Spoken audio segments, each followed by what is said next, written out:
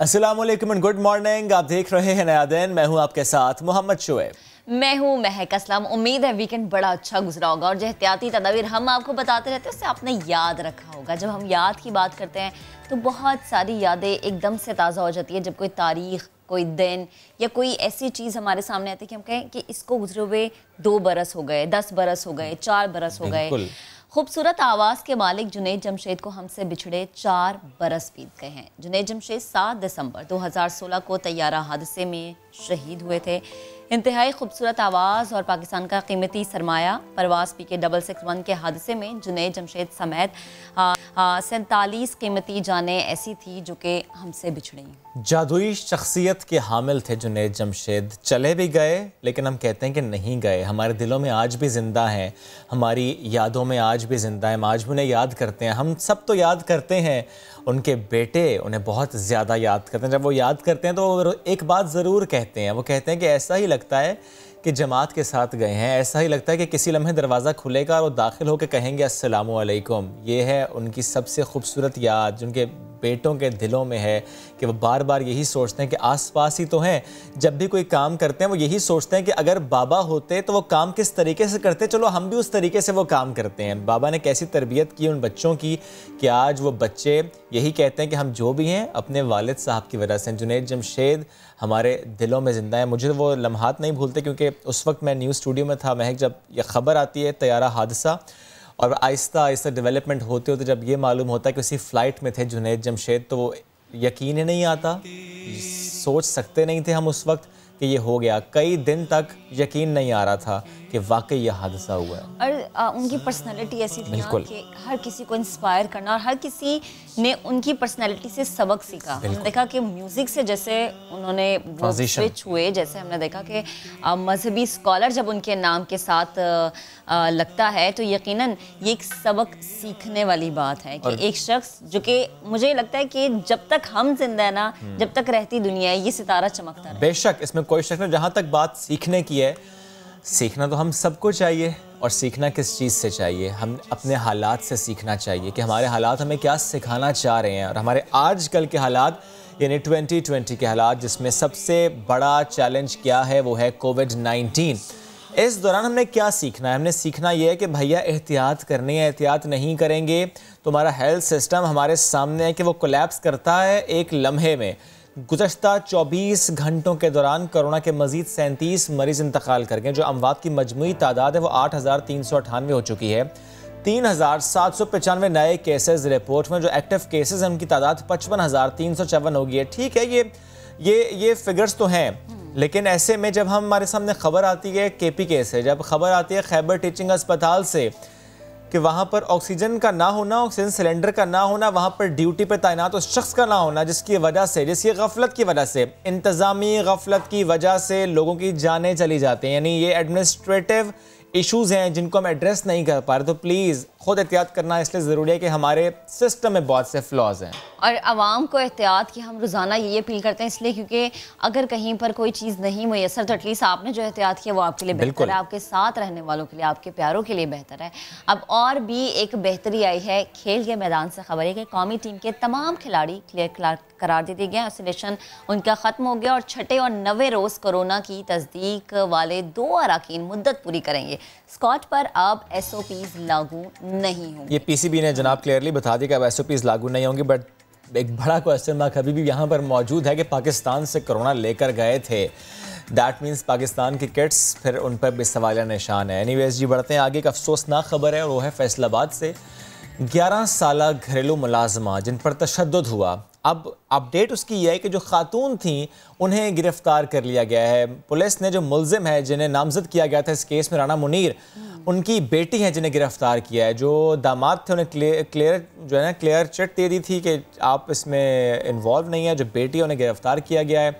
But the question is कि कब तक ये होता रहेगा, क्योंकि ये बात सिर्फ फैसलाबाद तक रुकी नहीं हुई है। क्योंकि हमने एक और ख़बर भी रिपोर्ट की थी, वो थे रावलपिंडी से। वहाँ पर भी कमसिन मुलाजमा पर तशद्दुद हुआ।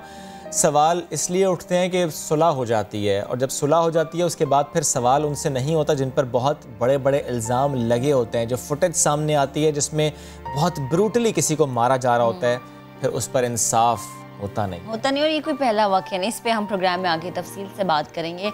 2020 की जब हम बात करते हैं तो दुनिया को बहुत ज़्यादा दुख दिखाए हैं 2020 ने, बहुत सारी शख्सियात हमसे जुदा हुई, इसलिए हम ये कहते हैं कि बहुत भारी रहा ये साल।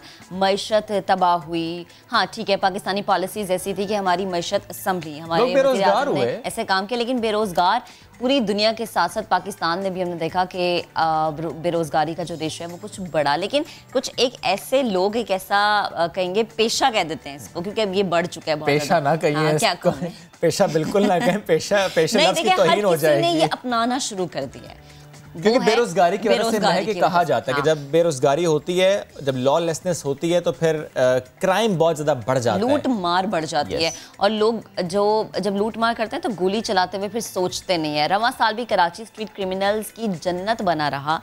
60,000 से ज़ायद अफराद डाकुओं के हाथों लुट चुके हैं। मज़ाहमत पर 48 अफराद की जान चलेगी। देखिए, जो मैंने आपको बात की, गोली चलाते हुए सोचते नहीं है कि आप जब गोली चला रहे हैं तो ना जाने किसका बाप, बेटा, भाई या जो भी है वो किस तरह से जुदा हो रहा है।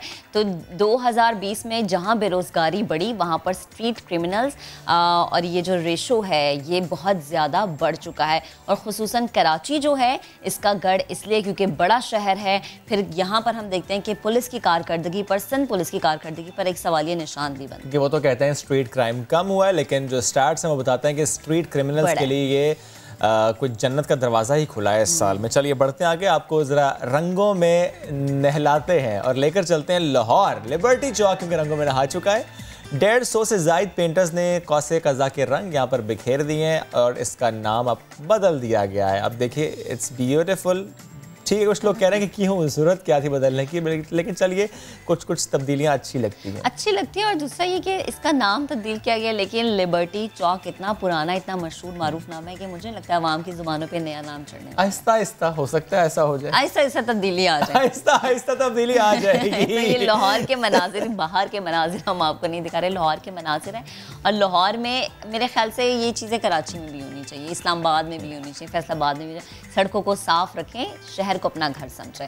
खैर, प्रोग्राम का आगाज़ करते हैं बाकायदा। और सबसे पहले जैसे कि हमने बात की कि कोविड-19 में मईशत जो है वो बुरी तरीके से तबाह हुई, तो हम आपको मुसलसल मईशत में बेहतरीन मुल्क को तरक्की की राह पर गांव वाले इक़दाम से मुताल्लिक बता रहे हैं कि जहाँ पर कोविड-19 में बहुत सारे ममालिक की मईशत तबाह हुई, वहीं पर हमारे वज़ीर आज़म ने इतनी अच्छी पॉलिसीज़ अपनाई कि हमारी मईशत फ़ौरन संभली।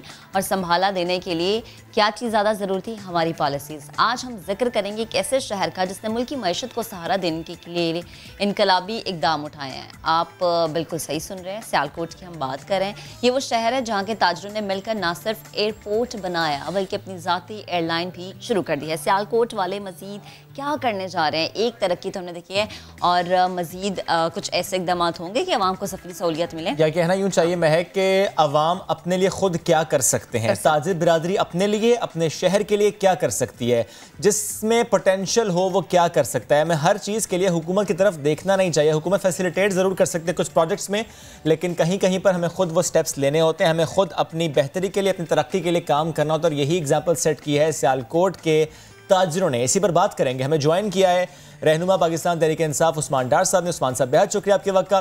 सर, बिजनेस कम्युनिटी सियालकोट की इन्होंने कमाल किया कि अपनी एयरलाइन इंट्रोड्यूस करवा दी।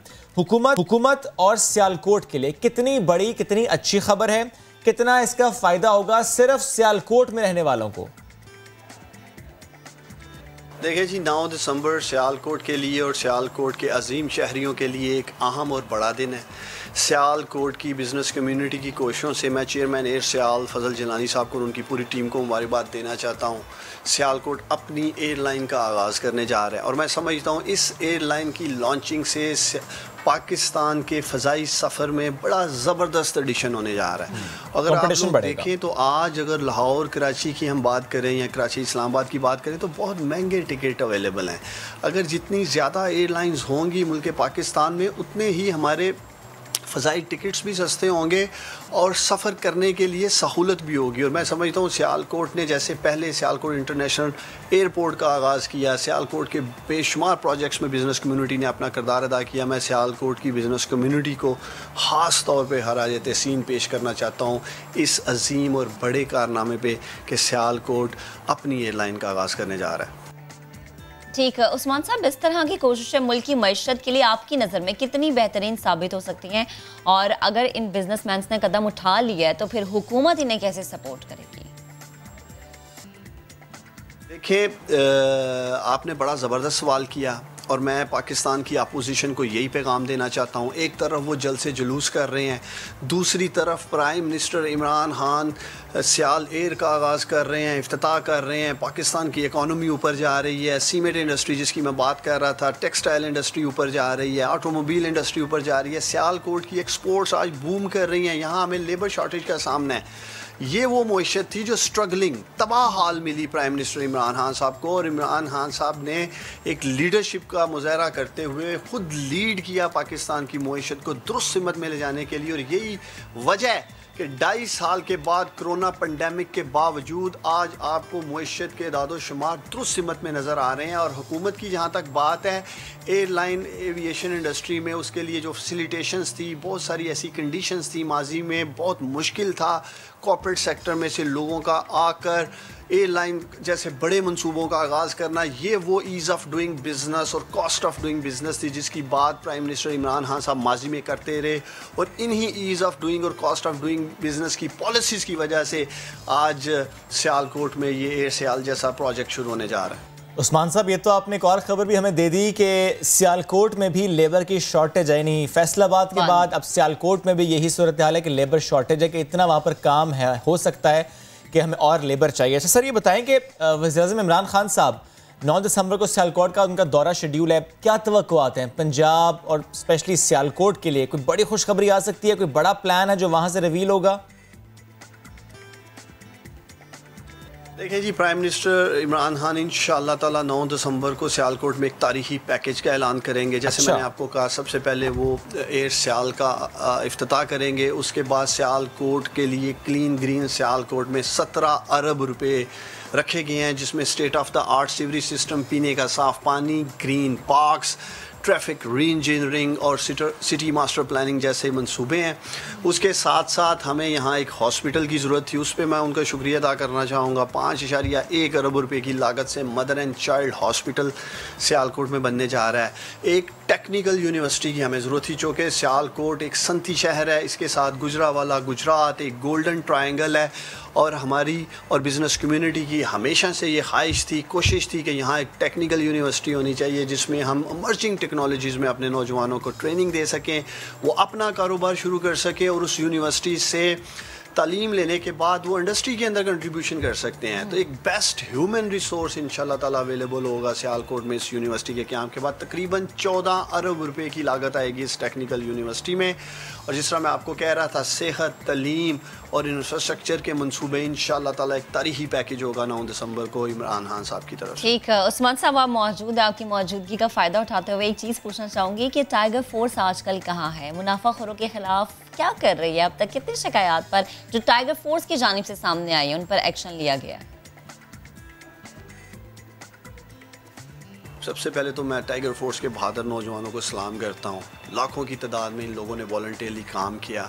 आज कोरोना पेंडेमिक में एक बार फिर दूसरी लहर में ये लोग SOPs पर लोकल एडमिनिस्ट्रेशन के साथ मिलकर, असिस्टेंट कमिश्नर्स के साथ, DC साहिबान के साथ मिलकर काम कर रहे हैं। इसके साथ साथ जिस एरिया में जहाँ जहाँ हमें खुद साख्ता महंगाई या ज़हीरा अंदोज़ी का सामना है, वहाँ टाइगर फोर्स के ये बहादुर नौजवान प्राइस कंट्रोल मजिस्ट्रेट और लॉ इन्फोर्समेंट एजेंसीज़ के साथ मिलकर मुकम्मल निशानदेही कर रहे हैं, जिसमें हुकूमत उस पर क्रैकडाउन भी कर रही है, एक्शन भी कर रही है। करोड़ों रुपए के मालियत के जुर्माने हो चुके हैं टाइगर फोर्स की निशानदेही पे, और इसी तरह करोड़ों रुपए मालियत की ज़हीरा अंदोज़ी टाइगर फोर्स की निशानदेही पे सरकार अपने कब्ज़े में ले चुकी है। भैया उस्मान डार साहब साथ मौजूद थे। अब आपने बड़ी तारीफ़ की टाइगर फोर्स की, और जब आप तारीफ़ करते हैं टाइगर फोर्स की, आप जेनेरिक फिगर तो दे रहे हैं करोड़ों रुपए के जुर्माने में। वी रियली वांट टू सी किस शहर में कितने जुर्माने में, रियली वांट टू सी किस शहर में महंगाई का जिन काबू में आया है, कहाँ पर अब ज़ख़ीरा अंदोज़ मौजूद नहीं, कहाँ पर माफिया कंट्रोल हुआ है,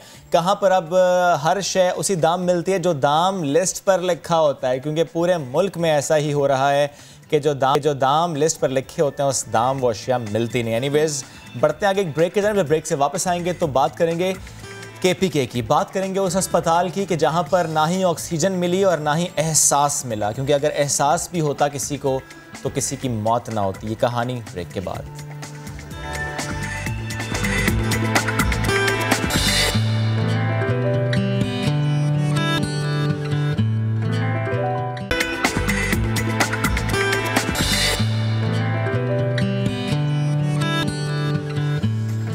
वेलकम बैक। अब जरा दुनिया भर का चक्कर लगाते हैं। मुत्तहदा अरब अमारात में हिरन की हाईवे पर दौड़ने की वीडियो सोशल मीडिया पर खूब वायरल हो रही है। वीडियो पोस्ट करने के बाद सारिफ ये लिखा कि हाईवे पर एक हिरन अचानक ही हमारी गाड़ी के सामने आ गया था, जिसे बचाने के लिए इस बेचारे ने अपनी लेन तब्दील की, लेकिन उसको बचाते बचाते क्या हुआ, उसे फाइन हो गया। और ये एक नहीं, बहुत ज्यादा हिरन है ना। नहीं, ये वो फुटेज नहीं हो सकती। क्यों? इतने ज्यादा हिरन नहीं हो सकते। थोड़े से इतराज है, थोड़ा सा इतराज है हमारे ज्यादा हिरन। वही देखे ना, ये देखें, एक हिरन नहीं है, बहुत ज्यादा। हाँ, तो आपने कहा एक हिरन। मेरी थोड़ी सी इन्फॉर्मेशन गलत थी। मैं कान पकड़ के ढेर सारे हिरन। नहीं, इतने हिरन भागेंगे फिर तो यार बंदा इधर उधर हो ही जाता है। मेरा ख्याल है उसे चाहिए तो तसल्ली से साइड पर गाड़ी रोकता है, वीडियो बनाता है, क्योंकि जाहिर है और वीडियो बनाता है। ये तो एक वीडियो हमारे सामने आई है, गाड़ी के डैशबोर्ड पर लगे कैमरे की वीडियो थी ये। चलिए बढ़ते हैं आगे। इसी हाईवे पर आगे बढ़ते बढ़ते हम आपको जरा सऊदीया लेकर चलते हैं। सऊदी आर्टिस्ट की तैयार करदा दुनिया की सबसे बड़ी painting Guinness book of world record में शामिल हो गई है। सऊदी आर्टिस्ट अहूद अब्दुल्ला, इन्होंने मुत्तहदा अरब अमारात के कौमी दिन की मुनासबत से पेंटिंग तैयार की और इसमें दोनों ममालिक के बानी रहनुमाओं को दिखाया गया है। 221 मुरबा मीटर पर मुहित ये पेंटिंग कॉफ़ी से बनाई गई है, जिसकी तैयारी में 45 दिन लगे थे और कॉफ़ी से बनी ये पेंटिंग। और अब ये गिनीज़ का हिस्सा बन गया जनाब। ये इसने रिकॉर्ड कायम कर लिया, क्योंकि ये जब बनी थी पेंटिंग तब तो हमने शेयर किया था आपसे, लेकिन अब ये Guinness book of world record में इसने टाइम। जबरदस्त भाई। अब आप कॉफ़ी नहीं पीते हैं, कोई बात नहीं, जो पीते हैं उनके लिए अलामेंगे कि अब कॉफ़ी इस्तेमाल होती है पेंटिंग में। आगे बढ़ते कैनेडियन फौजी हुकाम ने चिड़ियाघर में मुकीम बर्फानी रीछ को एजाजी तौर पर आला फौजी रैंक पर तैनात कर दिया। टोरंटो के चिड़ियाघर में मौजूद कुतुबी रीछ को उसकी 5वीं सालगिरह पर यह तोहफा दिया गया। रीछ जंग अजीम अव्वल और दोम में मारे जाने वाले फौजियों की याद मनाने के दिन पैदा हुआ था और अब इसे फौजी रैंक दे दिया गया है। क्या बात है जी, फौजी रैंक इसको मिल गया। चलिए बढ़ते आगे। एक और वीडियो इंटरनेट पे इस वक्त वायरल हो रही है और उसमें देखा जा सकता है कि एक एयरक्राफ्ट ज़मीन पर उतरते ही नज़रों से ओझल हुआ। भला क्यों? कि पायलट ने जब फ़ज़ा से रनवे पर बर्फ़ देखी और एयर कंट्रोल रूम से तैयारा लैंड करने की इजाज़त तलब की और फिर जैसी इजाज़त मिली बड़ी महारत के साथ जहाज़ लैंड किया, लेकिन अभी वो लैंड हुआ ही था, जो वहाँ पर बर्फ़ की लेयर थी वो बर्फ़ उड़ी और ऐसी उड़ी कि लगा कि ये है बादल। अब देखिए वो जहाज़ गुम हो गया, गुमसुम हो गया कि मैं किधर गया, ना नज़र आ रहा ना कुछ। ज़मीन पर उतरते ही ऐसे मनाजिर हमें देखने को मिले और पहियों की रगड़ से बेसिकली हुआ था कि फ़र्श पर जो पड़ी बर्फ़ थी वो बादलों की तरह उड़ने लगी और जहाज़ नज़रों से ओझल हुआ। वैसे बड़ी महारत है इस पायलट की। देखिए उसने इस तरह के मौसम और इस तरह की सिचुएशन में कंट्रोल अपना खोया नहीं है, काबू रखा है। बिल्कुल ज़बरदस्त। अच्छा आगे बढ़ते हैं। अब ज़रा कराची की बात कर लेते हैं। पूरी दुनिया की तो हमने बात की, अब ज़रा शहर कायद की बात करें। पैगाम ये है कि कार मैकेनिक्स तैयार हो जाएं, क्योंकि गाड़ी की मरम्मत में अगर कोताही बरती गई तो अदालत के चक्कर लगाना पड़ सकते हैं। कराची का शहरी 5वां गेट ना लगने पर मैकेनिक के खिलाफ अदालत जाता है। इस समेत कंज्यूमर कोर्ट में आने वाले केसेस पर बात करने के लिए हमें ज्वाइन किया है हमारे रिपोर्टर इरफानुल हक ने। इरफान की तरफ जाने से पहले मैं शुएब आपसे पूछूंगी, कभी आपके साथ ऐसा हुआ है? अच्छा देखें, मैंने तो कई बार गाड़ी बनवाई है और कभी कभी ऐसी गलती हो भी जाती है मैकेनिक से, लेकिन हम इग्नोर कर देते हैं। लेकिन जो इग्नोर ना करे वो किसी कोर्ट में चला जाए तो फिर इंसाफ कैसे मिलता है? तो बड़ा दुरुस्त आपने कहा कि कार मैकेनिक अब ज़रा होशियार हो जाए, क्योंकि अगर उन्होंने ज़रा सी गड़बड़ की कि पैसे बनाए ढेर सारे और गाड़ी सही तरह तैयार नहीं की, तो फिर हो जाएगा ये काम कि उनको कोर्ट कचहरी के चक्कर लगाने पड़ेंगे। वैसे कभी गाड़ी की मरम्मत कराते हुए लड़ाई हुई है कि भाई ये क्या कर दिया तुमने और ये क्या था? नहीं वैसे बड़े कुछ शरीफ है, या यूं कह लेते हैं कि मुझे अच्छा वाला मैकेनिक मिला हुआ है, या यूं कह लेते हैं मैं गाड़ी कम खराब होती है। हाँ, इनकी गाड़ी क्योंकि आप कम चलाते हैं, ये भी बात भी सही है। खैर हमें इरफान ज्वाइन कर चुके हैं, इरफान से बात करते हैं। इरफान, सबसे पहले तो मुझे ये बताएं कि मैकेनिक के खिलाफ जो शख्स आया अदालत में उसने क्या मौक़िफ़ इख्तियार किया, उसका क्या कहना था? महक देखिए, इसका कादिर नाम है दरख्वास्त गुजार का और इसका मौक़िफ़ तो यही है कि जो पैसे लिए गए उससे उसका काम पूरा नहीं किया गया और जाहिर है कि इस हवाले से उसको ज़हनी अजियत का भी सामना करना पड़ा। उसका ये कहना है कि मैकेनिक ने दावा किया था कि उसने गियर चेंज किया है, इंजन का काम है, बहुत सारे काम के बाद ये गियर का मसला हल हो गया है। ताहम उसका ये कहना है कि जब उसने गाड़ी निकाली तो ये इसे शदीद अजियत का सामना करना पड़ा। 44,000 रुपये जो उसने मैकेनिक को दिए थे, ना सिर्फ वो वापस दिलवाए जाएं बल्कि उसने ये भी अपनी दरख्वास्त में कहा है कि 2 लाख रुपए डैमेजेस की मद में भी दिलवाए जाएं, जो उसे अजियत का सामना करना पड़ा है, मुश्किलात का सामना करना पड़ा है।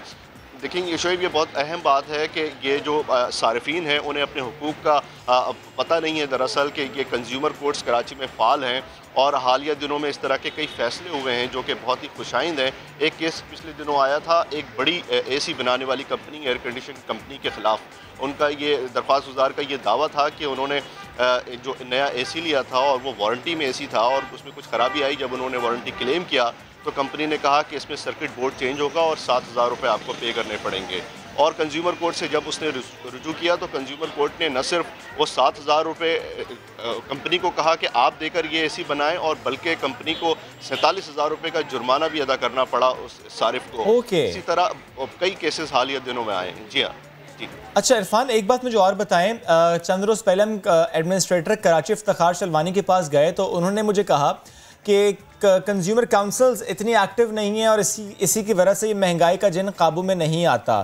थोड़ी सी रहनुमाई कीजिए कि अगर एक शहरी किसी जगह पर जाता है और सब्ज़ी, प्याज, आलू कुछ भी लेता है या कुछ फल लेता है, उसे उस दाम पे नहीं मिलते, या फॉर एग्जांपल मैं और से आसान करता हूँ, अगर लाल आलू की कीमत में उसे मिलते हैं दूसरे वाले आलू, अच्छे वाले आलू नहीं मिलते, मीठे आलू मिलते हैं, क्या वो कंज्यूमर कोर्ट जा सकता है? अभी मामला बहुत थोड़े से पैसों का है, लेकिन क्या वो जा सकता है? देखिए, बहुत मामूली रकम हो उसके बावजूद अगर आपका हक कहीं मुतासिर हो रहा है तो कंज्यूमर कोर्ट्स इसीलिए मौजूद हैं कि किसी भी सारिफ के साथ कोई भी प्रॉब्लम हो तो वो वहाँ से रुजू कर सकता है। चूँकि ये कमिश्नरी निज़ाम यहाँ पर राइज है और कमिश्नर ही तय करते हैं ये कीमतें। तो पहला जो फोरम है कीमतों के हवाले से, बिलखुसूस सब्जियों की कीमतों के हवाले से, फ्रूट की कीमतों के हवाले से, तो वो कमिश्नर्स हैं और जो फर्स्ट क्लास मजिस्ट्रेट्स हैं। तमाम कंज्यूमर कोर्ट्स के हवाले से लोगों को आगाही नहीं है। क्या ये प्रोसेस इतना आसान है इरफान? ये प्रोसेस आसान है?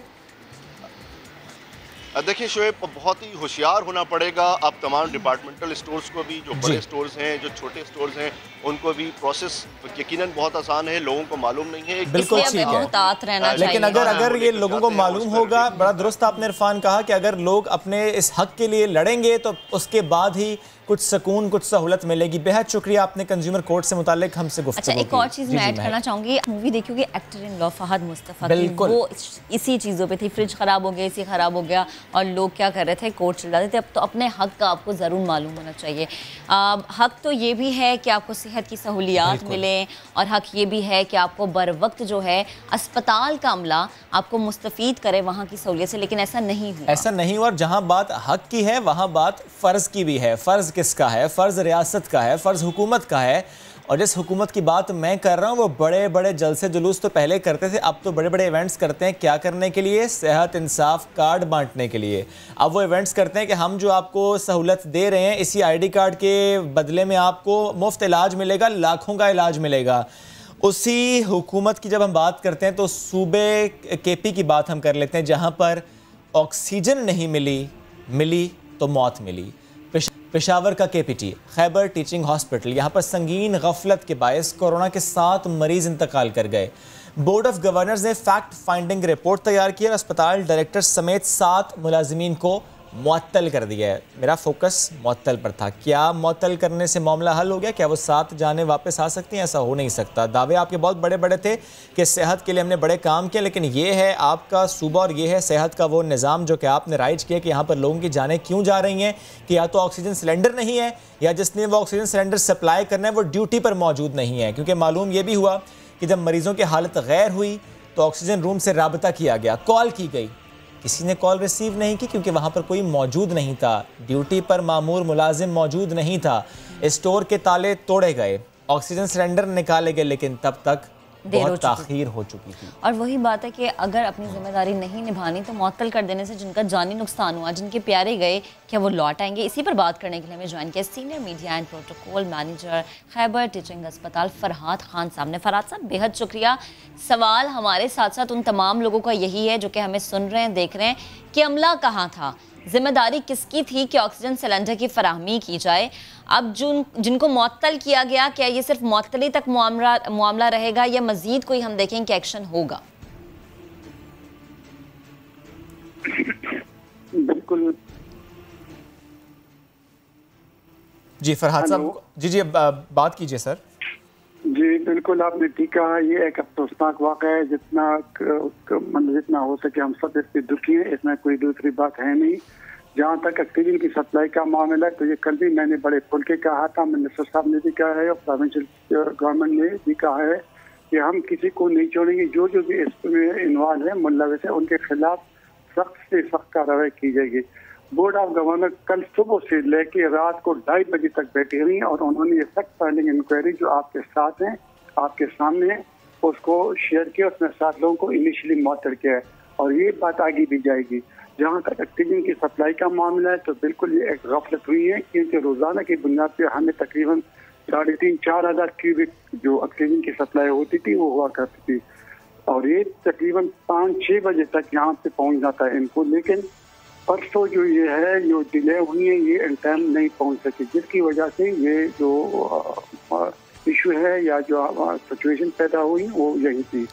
दूसरी बात यह है कि हमारे पास बैकअप में तकरीबन 150 के करीब जो सिलेंडर हैं वो मौजूद थी और यही वो सिलेंडर जो कुछ लोगों ने अपनी मदद के तहत, कुछ हमारे जो स्टाफ थे सारे मौजूद थे।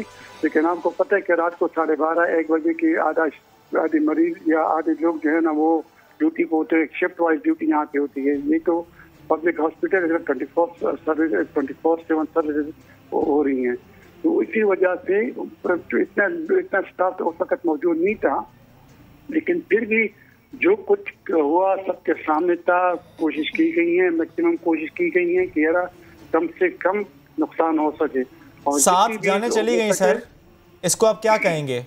ये कम नुकसान है? बिल्कुल मैं ये नहीं कह रहा, मैं कि ये गफलत है उनके खिलाफ। तो बोर्ड ऑफ गवर्नर ने आपने देखा कि 2:30 बजे तक वो बैठे और उन्होंने एक्शन लिया। क्या एक्शन लिया सर? अभी तो इन्वेस्टिगेट होगा, उस दौरान आपने मुअत्तल किया, इनिशियली आपने उन्हें सस्पेंड किया है, एक्शन क्या होगा सर? तरीका एक्शन यही मैं आज कर रहा हूँ कि एक प्रिलिमिनरी इंक्वायरी होती है, जो तरीकाकार होता है गवर्नमेंट का, ये एक फैक्ट फाइंडिंग इंक्वायरी, इससे मजीद अभी इंक्वायरी होगी और जो फर्दर इसमें जो भी इन्वॉल्व है जितना हो अब तक क्या मालूम हुआ सर? क्या वो सिर्फ एक शख्स जिसकी गफलत थी जो ड्यूटी पर मौजूद नहीं था या और भी कोई इन्वॉल्व है इसमें?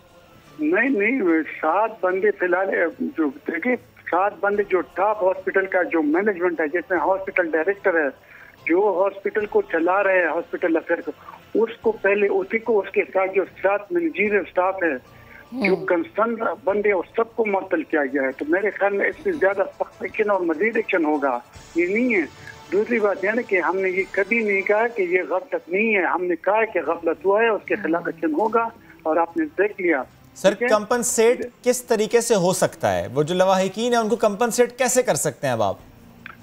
देखो वो तो जो नुकसान हुआ अल्लाह सबको मग़फ़िरत फरमाए और जो बाकी हैं उनके लिए भी हम दुआएं करें कि बाकी भी अल्लाह खैर करे, क्योंकि जो लेकिन फरहाद साहब कुछ ऐसा भी तो निज़ाम आप बनाए ना आपके आगे आने वाले वक्त में हम ऐसा नुकसान दोबारा देखें, कुछ ऐसा भी तो अब चीज़ होनी चाहिए।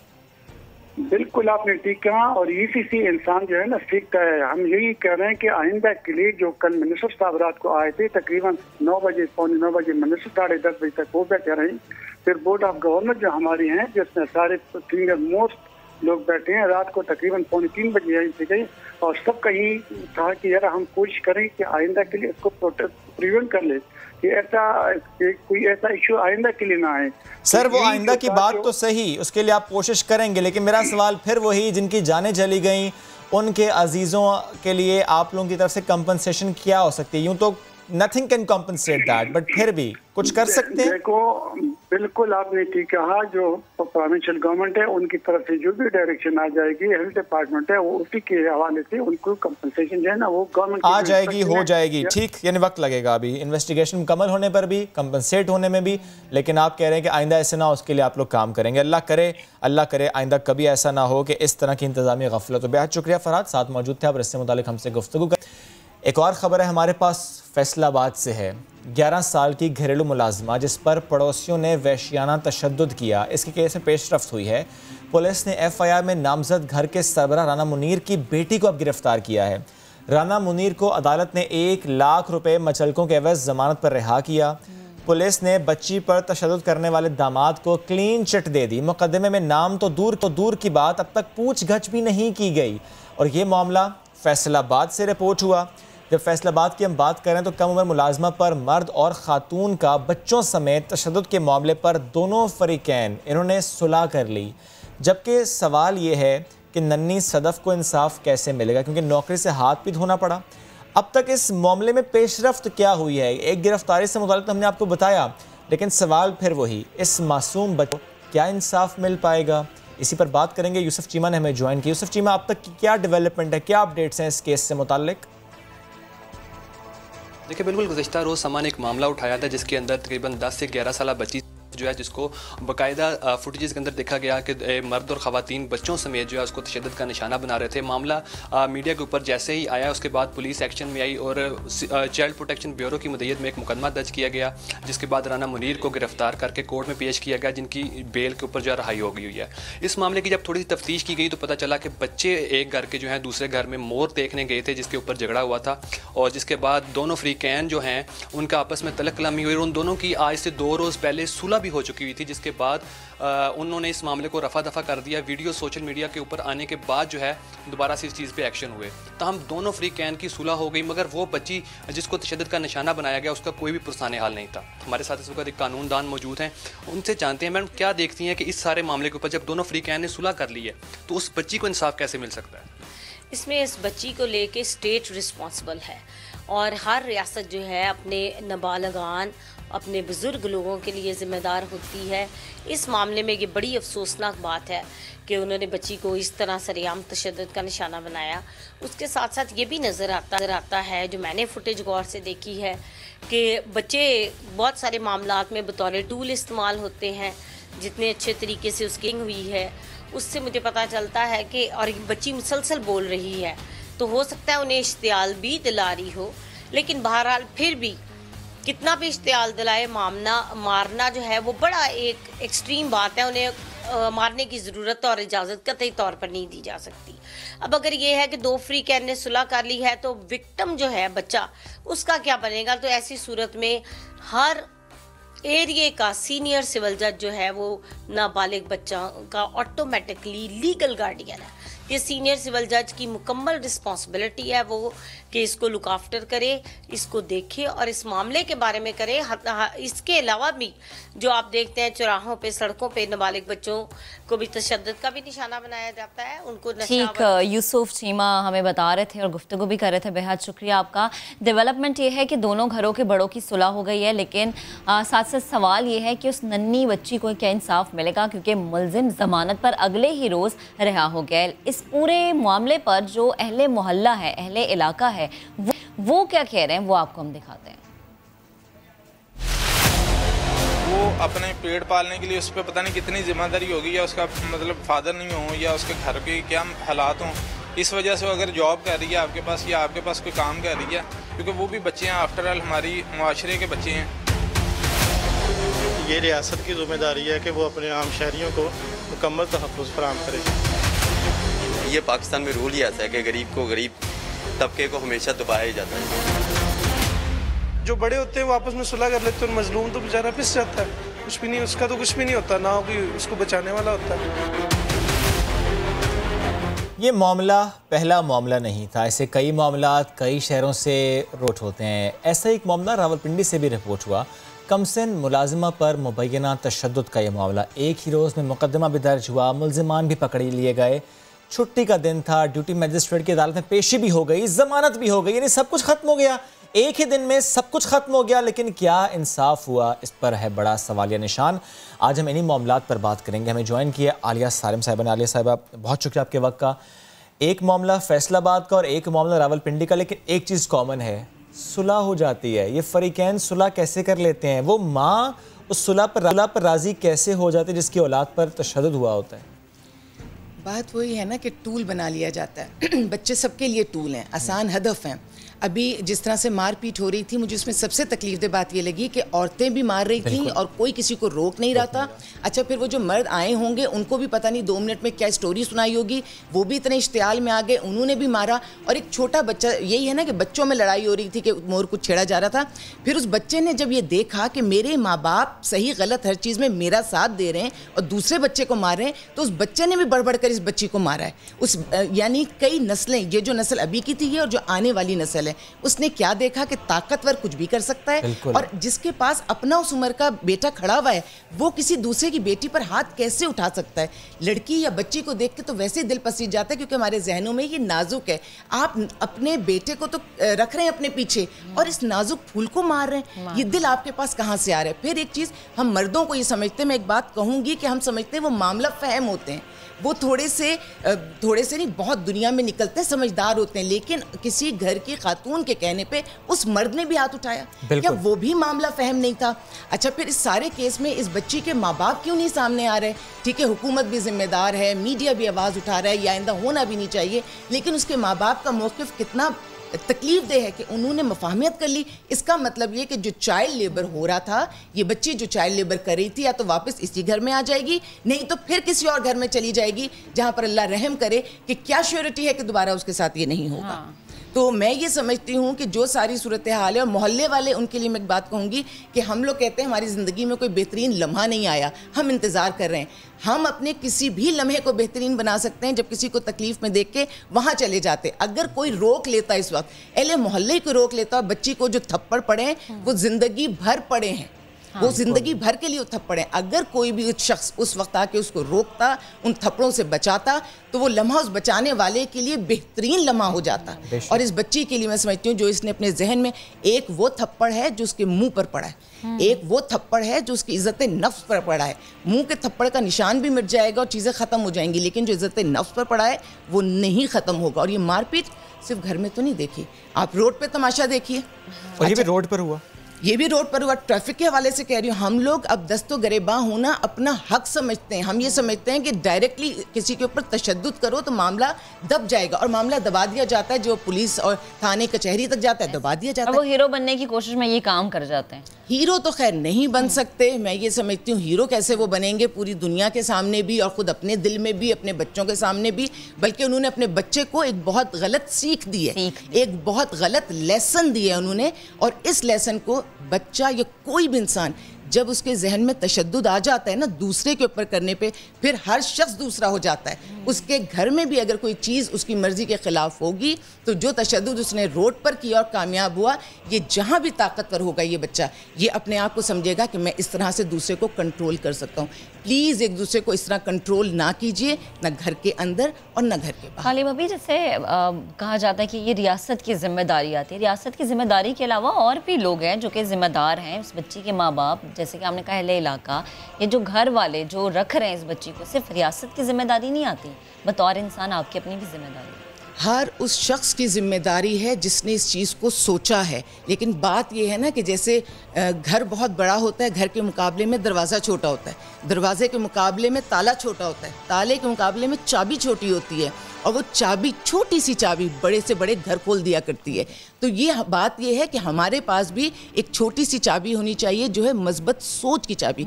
ये छोटी सी मस्बत सोच बहुत बड़े बड़े मसलों को हल कर सकती है। और एक ही जुमले में सारी बात हो सकती है कि जो छोटी सी चाबी है ना, जो हर मसला हल कर सकती है, वो है इंसानियत की चाबी, जिसमें हर इंसान जिम्मेदार है। और हर मामले को रियासत को आवाज़ देना, हुकूमत को आवाज़ देना, कि हम बहैसियत इंसान मुकम्मल नहीं हैं, कि हमारे पास दिल और दिमाग नहीं है, हमारे पास तरबियत नहीं है। माँ बाप के होते रियासत तो बाद में आएगी, सबसे पहले वो माँ बाप आएंगे जिन्होंने इतनी सी बच्ची को। और प्लीज़ बच्चियों को पूरे साल के लिए मत दिया करें घरों पे। मैं चाइल्ड लेबर के ज़ाहिर ख़िलाफ़ हूँ कि इंसानियत के ख़िलाफ़ है, लेकिन बात ये कि मेरे मुल्क में मुझे सोच समझ के बोलना है कि जिनके घर में खाना नहीं है मैं उनसे कहूँ चाइल्ड लेबर ना करें। उनकी मजबूरी है।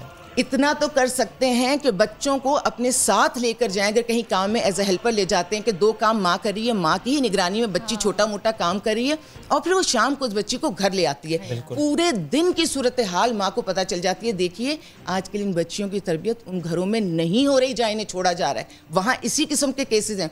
मेरे पास वो केसेस आते हैं, स्त्रियों से जलाया गया है, ज्यादती का निशाना बनाया गया है। खुदारा अपनी बेटियों की हिफाजत कीजिए। तालीम नहीं दे सकते गुर्बत की वजह से तो साथ रखकर तरबियत दे दीजिए, तहफ़्फ़ुज़ दो, तरबियत दे। देखें माएँ बच्चों को गलत नहीं सिखाती, जब ये बच्ची माँ के पास होगी तो माँ उसको सही गलत तो सिखा सकती।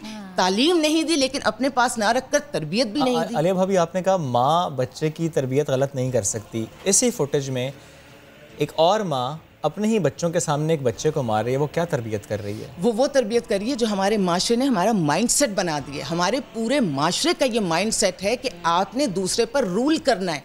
और अच्छा चले मैं मानती हूँ रूल कर लीजिए, मुझे इस चीज़ पर भी ज़्यादा इख्तिलाफ नहीं, आप रूल कीजिए एक दूसरे पे, दिलों पर रूल कीजिए ना, जिस्मों पर रूल क्यों करना चाहते हैं? दिलों पर रूल करने का आप हुनर सीखिए। अगर इस औरत को ये पता होता कि इसकी पूछगछ होगी, इस औरत की तरबियत भी सही नहीं हुई है जिसने मारा है ना, इसकी तरबियत भी ठीक नहीं हुई है, और इसकी तरबियत में फिर सब शामिल हैं। ना उसकी तरबियत ठीक हुई है और ना वो तरबियत ठीक कर रही है। इसीलिए तो माओ को पढ़ाने को कहते हैं हम, इसीलिए तो हम कहते हैं माओ को तालीम दो, माओ को शऊर दो। बस वो देखने को नहीं डिग्री, तालीम और शऊर ये दो अलग अलग चीजें। मैंने कहा ना, ये जो बच्ची है जिसके पास डिग्री ना होती, मैंने अपनी मासियों से ऐसे ऐसे जुमले सुने, इतने तजर्बेकार जुमले सुने, क्योंकि उनके पास किताब का इल्म नहीं होता, उनके पास जिंदगी का इल्म होता है। लेकिन आप उस तजर्बे को पॉजिटिव बनाए। इस बच्ची का तजर्बा, दोनों बच्चों का, जिसने मारा और जिसने मार खाई, दोनों का तजर्बा इंतहाई बुरा होगा इसमें। और आगे हम लोग ऐसे शहरी अगर पैदा करेंगे तो फिर हुकूमत एक एक शहरी को पकड़ेगी क्या? इस वक्त मैं देख रही हूँ कि हमारे मुल्क में इज्तिमाई तौर पे मसाइल आ गए और हुकूमत एक एक शहरी को नहीं पकड़ सकती, वो इज्तिमाई इक़दाम। तो ऐसे में आलिफ भी ज़ाहिर है ये हम सब इंडिविजुअल की जिम्मेदारी है कि अगर हम कुछ गलत होता देखें तो हम उसमें ढाल बन जाएं, हम वो बैरियर बन जाएं। छोटी सी चाबी जो बड़े से बड़े मसले को हल कर सकती है, वो छोटी सी चाबी हमारे दिल के अंदर अल्लाह फीड कर कर भेजता है। हमारी वदियत में है, इंसानियत हमारी वदियत में है। और जब हम ये वाली कार्रवाइयाँ करते हैं तो हम बहुत अपने अगेंस्ट जाके, अपनी फितरत के अगेंस्ट जाकर ये काम करते हैं। बस किसी तरह दिल की वो आँख खोल दीजिए जो हमने बड़ी मेहनत से बंद की। कैसे खुलेगी? जब आप पे दौलत का जो है खुमार छाया हुआ होगा, जब आपको ये होगा कि शेल्टर होम्स आइए, शेल्टर होम्स आइए, ऐसे लोगों से मिलिए, उन रिश्तेदारों से मिलिए, उन जगहों पर जाइए जहाँ पर गरीब और मुफलिस रहते हैं। यकीन जानिए आपका दिल खुद नरम होता है। और जब आप कोई कानूनी चीज़ें बनाते हैं, कानून बनाते हैं, तो खुदारा सोशल एक्टिविस्ट को जो जेन्युइन है और काम कर रहे हैं उन्हें ऑन बोर्ड लीजिए। मैंने किसी जगह उन्हें उस तरह से ऑन बोर्ड नहीं दिया। अगर एक खाना पूरी की जा रही है तो भी बात नहीं बनेगी, उन्हें इख्तियारात के साथ वो उस ग्रेविटी ऑफ द सिचुएशन को बड़े अच्छे से समझते हैं। Alia, thank you so very much. इस टॉपिक पर आप साथ मौजूद थी, गुफ्तगू कर रही थी। वाकई बात है तरबियत की, तालीम की। जहाँ तक बात है, इससे जुड़ा भी आज एक मसला हमने उठाना है। और वो मसला क्या है कि जो बच्चों पर बोझ बन जाता है, भारी भरकम स्कूल बैग जिसे उठाना नन्हे तालिब इल्मों के लिए इंतहाई मुश्किल है। और जब हम भारी स्कूल बैग्स की बात करते हैं, बच्चों पर असरात से मुताल्लिक बात करते हैं, एक्सपर्ट्स की राय लेते हैं, तो हमें ये समझने की ज़रूरत है कि क्या उस पर इम्प्लीमेंटेशन में कोई इशू आ रहा है। बिकॉज हमने इस टॉपिक पर कई अरसों से बात की, लेकिन अभी भी हम देखते हैं कि बहुत सी जगहों पर इम्प्लीमेंटेशन नहीं है। केपी ने पहला स्टेप लिया बच्चों के लिए बड़े रिलीफ से मुताल्लिक़। खबर यह है कि सूबाई असम्बली में स्कूल बैग्स का वज़न कम करने का बिल पेश कर दिया गया है। और इस बिल में हर क्लास के लिए जो बच्चा है उसके बैग का अलग वज़न होगा। यानी क्लास 1 है तो बच्चों का जो बैग है उसका वेट 2.4 kg होगा। अगर सेकंड क्लास का बच्चा है तो 2.6 kg होगा। और अगर हायर सेकेंडरी स्टूडेंट्स हैं तो उनके लिए बैग का वज़न 7 kg होगा। खैर, भारी स्कूल बैग्स के बच्चों की सेहत पर असरात से मुतालिक बात करना बहुत ज़रूरी है ताकि हम समझ सकेंगे इससे बच्चों की जो ग्रोथ एंड डेवलपमेंट है उस पर क्या असरात मुरतब होते हैं। रेमेटोलॉजिस्ट डॉक्टर सादिया रियाज ने हमें ज्वाइन किया, बहुत शुक्रिया आपके वक्त का। थोड़ा सा समझाइएगा, जो क्लास 1 का बच्चा होता है जब वो एक भारी बस्ता उठाकर जाता है जिसमें 8 किताबें होती हैं, इतना वजन उठा के जब वो जा रहा है, सीढ़ियाँ भी उतर रहा है, स्कूल वैन में भी बैठ रहा है, फिर स्कूल भी जा रहा है, वापस थका हारा उसी बैग को उठा कर ला रहा है, वो जो 6-7 साल की उम्र में इतना वजन उठा रहा है, उससे उसकी ग्रोथ एंड डेवलपमेंट में क्या असर होता है, क्या असर पड़ता है? बहुत शुक्रिया जी। इसमें 3 से 4 किस्म के हेल्थ इम्पैक्ट्स जो हैं वो बच्चे के ऊपर आते हैं। पहली बात मैं करूँ तो देखिए, अगर इतना हैवी बैग बच्चा उठा के जा रहा है तो उसको फटीग या थकावट का वो शिकार होगा, और अगर बच्चा जो है वो जिस्मानी तौर पे थकावट का शिकार है तो फिर उसकी ज़ाहिर है कि मेंटल एक्टिविटी और पढ़ाई में जो दिलचस्पी है वो भी कम होगी। दूसरा, अगर हम इसका एस्पेक्ट देखें तो वो उसकी फ़िज़िकल या उसकी बॉडी के ऊपर जो इसके अफेक्ट आ रहा है। चूँकि मैं हड्डियों और जोड़ों की डॉक्टर हूँ और इन मसाइल को देखती हूँ, तो जो कॉमनेस्ट मसला ऐसे बच्चों में देखा जाता है जो हैवी बैग्स उठा के, अब मैं यहाँ पे मेंशन करती जाऊँ कि इंटरनेशनल पीडियाट्रिक एसोसिएशन के हवाले से ये रिकमेंडेशन है कि जो बच्चे का स्कूल बैग है उसका जो वज़न है बच्चे के वज़न से 10% होना चाहिए। मिसाल के तौर पे अगर 2nd क्लास का बच्चे का वज़न 20 to 25 किलोग्राम है तो उसके बस्ते का वज़न सिर्फ 2 या 2.5 kg होना चाहिए। तो मेरे हिसाब से ये बहुत अच्छा एक्ट है जो अभी इम्प्लीमेंट होना चाह रहा है KPK में, और इसके अलावा इसको बाकी पाकिस्तान में भी जो है इसकी अशद ज़रूरत है। मैं वापस आती हूँ इसके हेल्थ इम्पैक्ट्स के ऊपर। तो मैं बात कर रही थी कि हड्डियों और जोड़ों पे जो है इसका जो है क्या इम्पैक्ट होता है। सबसे ज़रूरी जो है वो स्पाइन, यानी कि लंबर, सर्वाइकल, आपके जो मोरे हैं बच्चों के, उसके ऊपर दबाव आना शुरू होता है। अच्छा। हड्डी के ऊपर दबाव आना शुरू होता है। जब ये मसला बनता है तो बच्चा कांस्टेंट शिकायत करता है अपने पेरेंट्स से कि या तो कमर में दर्द है, गर्दन में दर्द है, टांगों में खिंचाव है, थकावट हो रही है उस बच्चे को। तो इस तरह के सिम्टम्स जो हैं वो उसके फिज़िकल बॉडी हेल्थ पे आना शुरू हो जाते हैं। और तीसरी बात करूँ तो देखिए, इसमें साइकोलॉजिकल इश्यूज भी आना शुरू हो जाते हैं कि बच्चे को स्ट्रेस होती है कि मैं इतना वज़नी बस्ता जो है वो उठा के फिर रहा हूँ। और देखिए, हर बंदे के पास ना तो गाड़ी या वैन की फैसिलिटी तो नहीं है। हमने यहाँ पे उन बच्चों को भी कंसिडर करना है जो यही हैवी बस्ते उठा के कई मील पैदल जो है वो स्कूल की तरफ जाते हैं। ठीक। और डॉक्टर साहिबा, आप जैसे बात करिए कि हड्डियाँ या बच्चे जो है वो थोड़ा सा मेंटली डिस्टर्ब भी होते हैं, तो रीढ़ की हड्डी भी मुतासिर होती है, क्योंकि जाहिर सी बात है कि आपके शोल्डर पे बैग है तो आपकी कमर जो है वो झुकी हुई है। इस तरह का भी कुछ मामला होता है, या ऐसे भी बच्चे आपके पास आते हैं या वालिदैन आपके पास आते हैं शिकायत लेके? बिल्कुल। देखिए, पेरेंट्स की तरफ से तो ये काफ़ी इशू हमेशा सुनने में रहा है कि जी इसका बच्चे का बस्ता बहुत जो है वो हैवी है और ये कांस्टेंट कंप्लेन कर रहा है कि गर्दन या कमर में उसको दर्द रह रही है। यहाँ पे मैं एक और चीज़ पे थोड़ी सी रोशनी डालती जाऊँ कि अक्सर आपने देखा होगा कि बच्चे एक साइड पे अपना बस्ता जो है लटका के जो वो चल रहे होते हैं। अब देखिए, इसका नुकसान क्या होगा बच्चे की हेल्थ पे। बच्चे का जो है पॉस्चर ख़राब हो जाएगा, यानी कि उसका झुकाव एक साइड पे आना शुरू हो जाएगा। जैसे ही उसका पॉस्चर ख़राब होगा तो उसकी चलने की कैपेसिटी जो है उसके ऊपर इम्पैक्ट आएगा। तो देखिए, एक बस्ते का जो इम्पैक्ट है वो बच्चे की पूरी हेल्थ के ऊपर जो है वो अफेक्ट कर रहा होता है। तो हमने इस सारी चीज़ को देखना है कि हम इस चीज़ को कैसे मिनिमाइज़ कर सकें कि बच्चे में कमर या लंबर इंजरीज़ ना हो, प्रॉब्लम्स ना हो, बच्चे में घुटनों के मसाइल, बाकी जोड़ों के मसाइल जो हैं वो ना आएँ। और तीसरी चीज़ जो अगेन देखी जाती है वो ये कि जब बच्चे स्ट्रैप्स पहनते हैं वहाँ पे उनकी सर्कुलेशन डैमेज हो सकती है, वहाँ पे उसकी नर्व डैमेज हो सकती है। तो इनफैक्ट ये काफ़ी नुकसान दे सकता है, प्रॉब्लमेटिक हो सकता है बच्चों के लिए। ठीक। डॉक्टर सादिया हमारे साथ मौजूद थी, और जो बच्चों के मसले, तो बच्चों के बड़े मसले होते हैं, खाने पीने के मसले होते हैं, लेकिन जो ये एक अहम मसला था कि बैग हैवी वो बेचारे लेके जा रहे होते हैं स्कूल, और इसमें माएँ भी बहुत ज़्यादा परेशान होती हैं कि हमारे बच्चे को जी कुछ माएँ ऐसी भी होती है, मैं को नहीं देखती कि बच्चा एक्स्ट्रा किताब लेकर जा रहे नहीं जा रहे। थोड़ी सी जिम्मेदारी माँ बाप की भी है और थोड़ी सी जिम्मेदारी स्कूल वालों की भी। कुछ बुक्स वहाँ रखें। एनीवेज जी, ब्रेक का वक्त हो चुका है, वापस आते हैं। स्टे विद अस।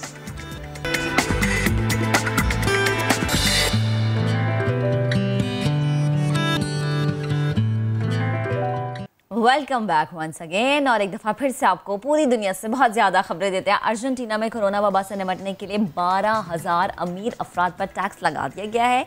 ये मिलियन एयर्स टैक्स तबी साजो सामान और इमदादी सरगर्मियों पर खर्च किया जाएगा, और 12,000 अफराद पर जो है ये टैक्स के नफाज को अर्जेंटीना की सेनेट ने मंजूर किया। तो शेब, इस लिहाज से तो आप पे भी लगना चाहिए अगर पाकिस्तान में ऐसा कुछ होता है तो। I am a millionaire, I am a billionaire। नहीं, आप दिल के बहुत अच्छे इंसान हैं। बिलियनियर, मैं मिलियनियर से भी आगे निकल गया हूँ। अच्छा, चलिए बढ़ते हैं आगे। और ख़बर हमारे पास एक ये है कि कभी कभी जानवर अपनी हरकत से इंसानों को बड़ा सबक दे देते हैं और उनमें दोस्ती की मिसालें कायम हो जाती हैं। सोशल मीडिया पर एक ऐसी वीडियो मौजूद है जिसमें एक हाथी का बच्चा ज़ेबरे के साथ खेलता हुआ नजर आ रहा है। How good is that? और लोग इनकी दोस्ती को खूब सराह रहे हैं। वैसे दिस वीडियो इज ब्यूटीफुल। ज़ेबरे का भी बच्चा और हाथी भी तो वैसे भी बड़े गाने से ना, हाथी मेरे साथ, इनकी दोस्ती भी बड़ी मशहूर होती है। खैर, अभी आपको बताएंगे कि भारतीय रियासत उत्तराखंड के घने जंगल में जानवरों, कीड़े मकोड़ों के लिए एक मुनफरिद पुल तामीर किया गया है। भारत में इंसानों के लिए तो कोई काम नहीं चले, जानवरों के लिए सही, क्योंकि यहाँ अक्सर कीड़े मकोड़ों और छोटे जानवर जो है वो ट्रैफिक हादसात का शिकार होते थे और मर जाते थे। महकमा जंगली हयात का कहना है कि जिस जगह पुल तामीर किया गया है बहुत ज़्यादा घना जंगल है, जहाँ अक्सर शेर, हाथी, रीछ और जंगली भैंसे घूमते हुए नजर आते थे। आप क्यों हंस रहे हैं? वैसे ही। अच्छा जी। ड्राइवर्स इन्हें दूर से देखकर गाड़ियाँ रोक लेते थे, लेकिन मैं सिर्फ हंस रहा हूँ भैंसे को देख के, कैसे रोकते थे, भैंसा तो टक्कर मार के चला जाएगा। और गुलहरियाँ दूर से नजर नहीं आती और गाड़ियों के नीचे आकर मर जाती थी। और बांस और घास से तैयार 90 फीट तवील पुल दुनिया में अपनी नौयत का पहला पुल है जिसे जानवरों के लिए तामीर किया। क्या बात है जी। अब भैंसा से गुजरेगा? हाँ, नहीं, मुझे नहीं लगता। ओके चलिए बढ़ते आगे जनाब। दिलों को थाम लीजिए भला क्यों, क्योंकि मेरे पास आज ऐसी खबर है, ऐसे मेहमान हैं, ऐसे सितारे हैं जो बात करने के लिए हम भी बेताब होते हैं, उनको देखने के लिए, सुनने के लिए आप भी बेताब होते हैं। अब हम बात किसकी कर रहे हैं? चमकते सितारों की। छोटी सी उम्र में अपने टैलेंट से अपना लोहा मनवाया, अपना नाम बनाया और नाम बनाते चले जा रहे हैं। इनकी सलाहियतों के हम सब मोतरफ हैं। गुलकारी का मैदान हो, माहौल की बेहतरी के लिए कोशिश हो, तालीम के फ़रोग की बात हो, कोई सानी नहीं है। कंप्यूटर लैंग्वेज में भी महारत इन बच्चों के लिए आम सी बात है और ये बड़े ख़ास बच्चे हैं और इस सफ़र में यूनिसेफ ने इनका भरपूर साथ दिया है। हमें आज कौन ज्वाइन कर रहा है जनाब? हमारे साथ मौजूद हैं Gulkara Urooj Fatima. Good morning. Good morning, thank you so much. And we have Cyber Kid of Pakistan, Uzair Awan. Good morning. Morning. Welcome to Karachi because you are from Lahore. And we have Mehmoona Halim. Good morning. आप हैं interior Sindh से, खैरपुर से। क्या बात है जी। आज हमारे पास क्वेटा, खैरपुर, लाहौर, आज तो बड़ी मल्टी एथनिक किस्म की ना के मुख्तलिफ हिस्सों से जो है हमारा टैलेंट इस वक्त आप हमारे प्लेटफॉर्म पे देख सकते हैं। इनसे हम बात करेंगे, जानेंगे इनका ये सफ़र कैसा रहा, जब इन्होंने स्टार्ट किया तो क्या था। कि ना थोड़ा थोड़ा डर तो होगा ना, जैसे हमने जब स्टार्ट किया था तो डर था। खैर, सबसे पहले उरूज आपकी जानिब आती हूँ, मुझे ये बताएं कि जब ये चीज़ें शुरू हुई, सोचा था कि इतनी आगे, इतनी दूर तक सफ़र होगा? अच्छा, जब यूनिसेफ ने हमें सिलेक्ट किया और डॉक्यूमेंट्री बनाई, मतलब जब वापस गए तो बिल्कुल खामोशी हो गई थी। मतलब हमने सोचा कि ऐसे ही हमें ठगा दिया मतलब धोखा हो गया ऐसा लगा हमारे साथ। लेकिन अल्लाह का शुक्र है, 1 साल बाद हमें मतलब कॉल आई और हमें तस्वीर भेजे थे कि इस्लामाबाद में आपके पोस्टर्स लग रहे हैं और हर जगह आपकी डॉक्यूमेंट्री चलाई जा रही है। देन फिर हमें कराची इंटरव्यूज़ के लिए भिजवाया गया और इसके बाद आप सबसे पहले हमारी मेहमान थी। सबसे पहले हमारी मेहमान थी। और उसके बाद फिर अली जफर के पास लाहौर हम लोग। मतलब देखें, पहले आपने नहीं सोचा, लेकिन बाद में जब 1 साल बाद सडन से कुछ चीज़ सामने आती है तो होता है कि नहीं यार, उस वक्त की मेहनत रही सब कुछ यूनिसेफ की वजह से ही है। मतलब आज मैं जिस मकाम पर ही हूँ ये मतलब यूनिसेफ की वजह से है। चले, ये तो हुई आपकी कहानी जिससे मुताल्लिक हम ज़रा जानते थे, लेकिन मेमूना की कहानी क्या है थोड़ी सी आपको हम झलक दिखाते हैं और फिर मेमूना से बात करेंगे।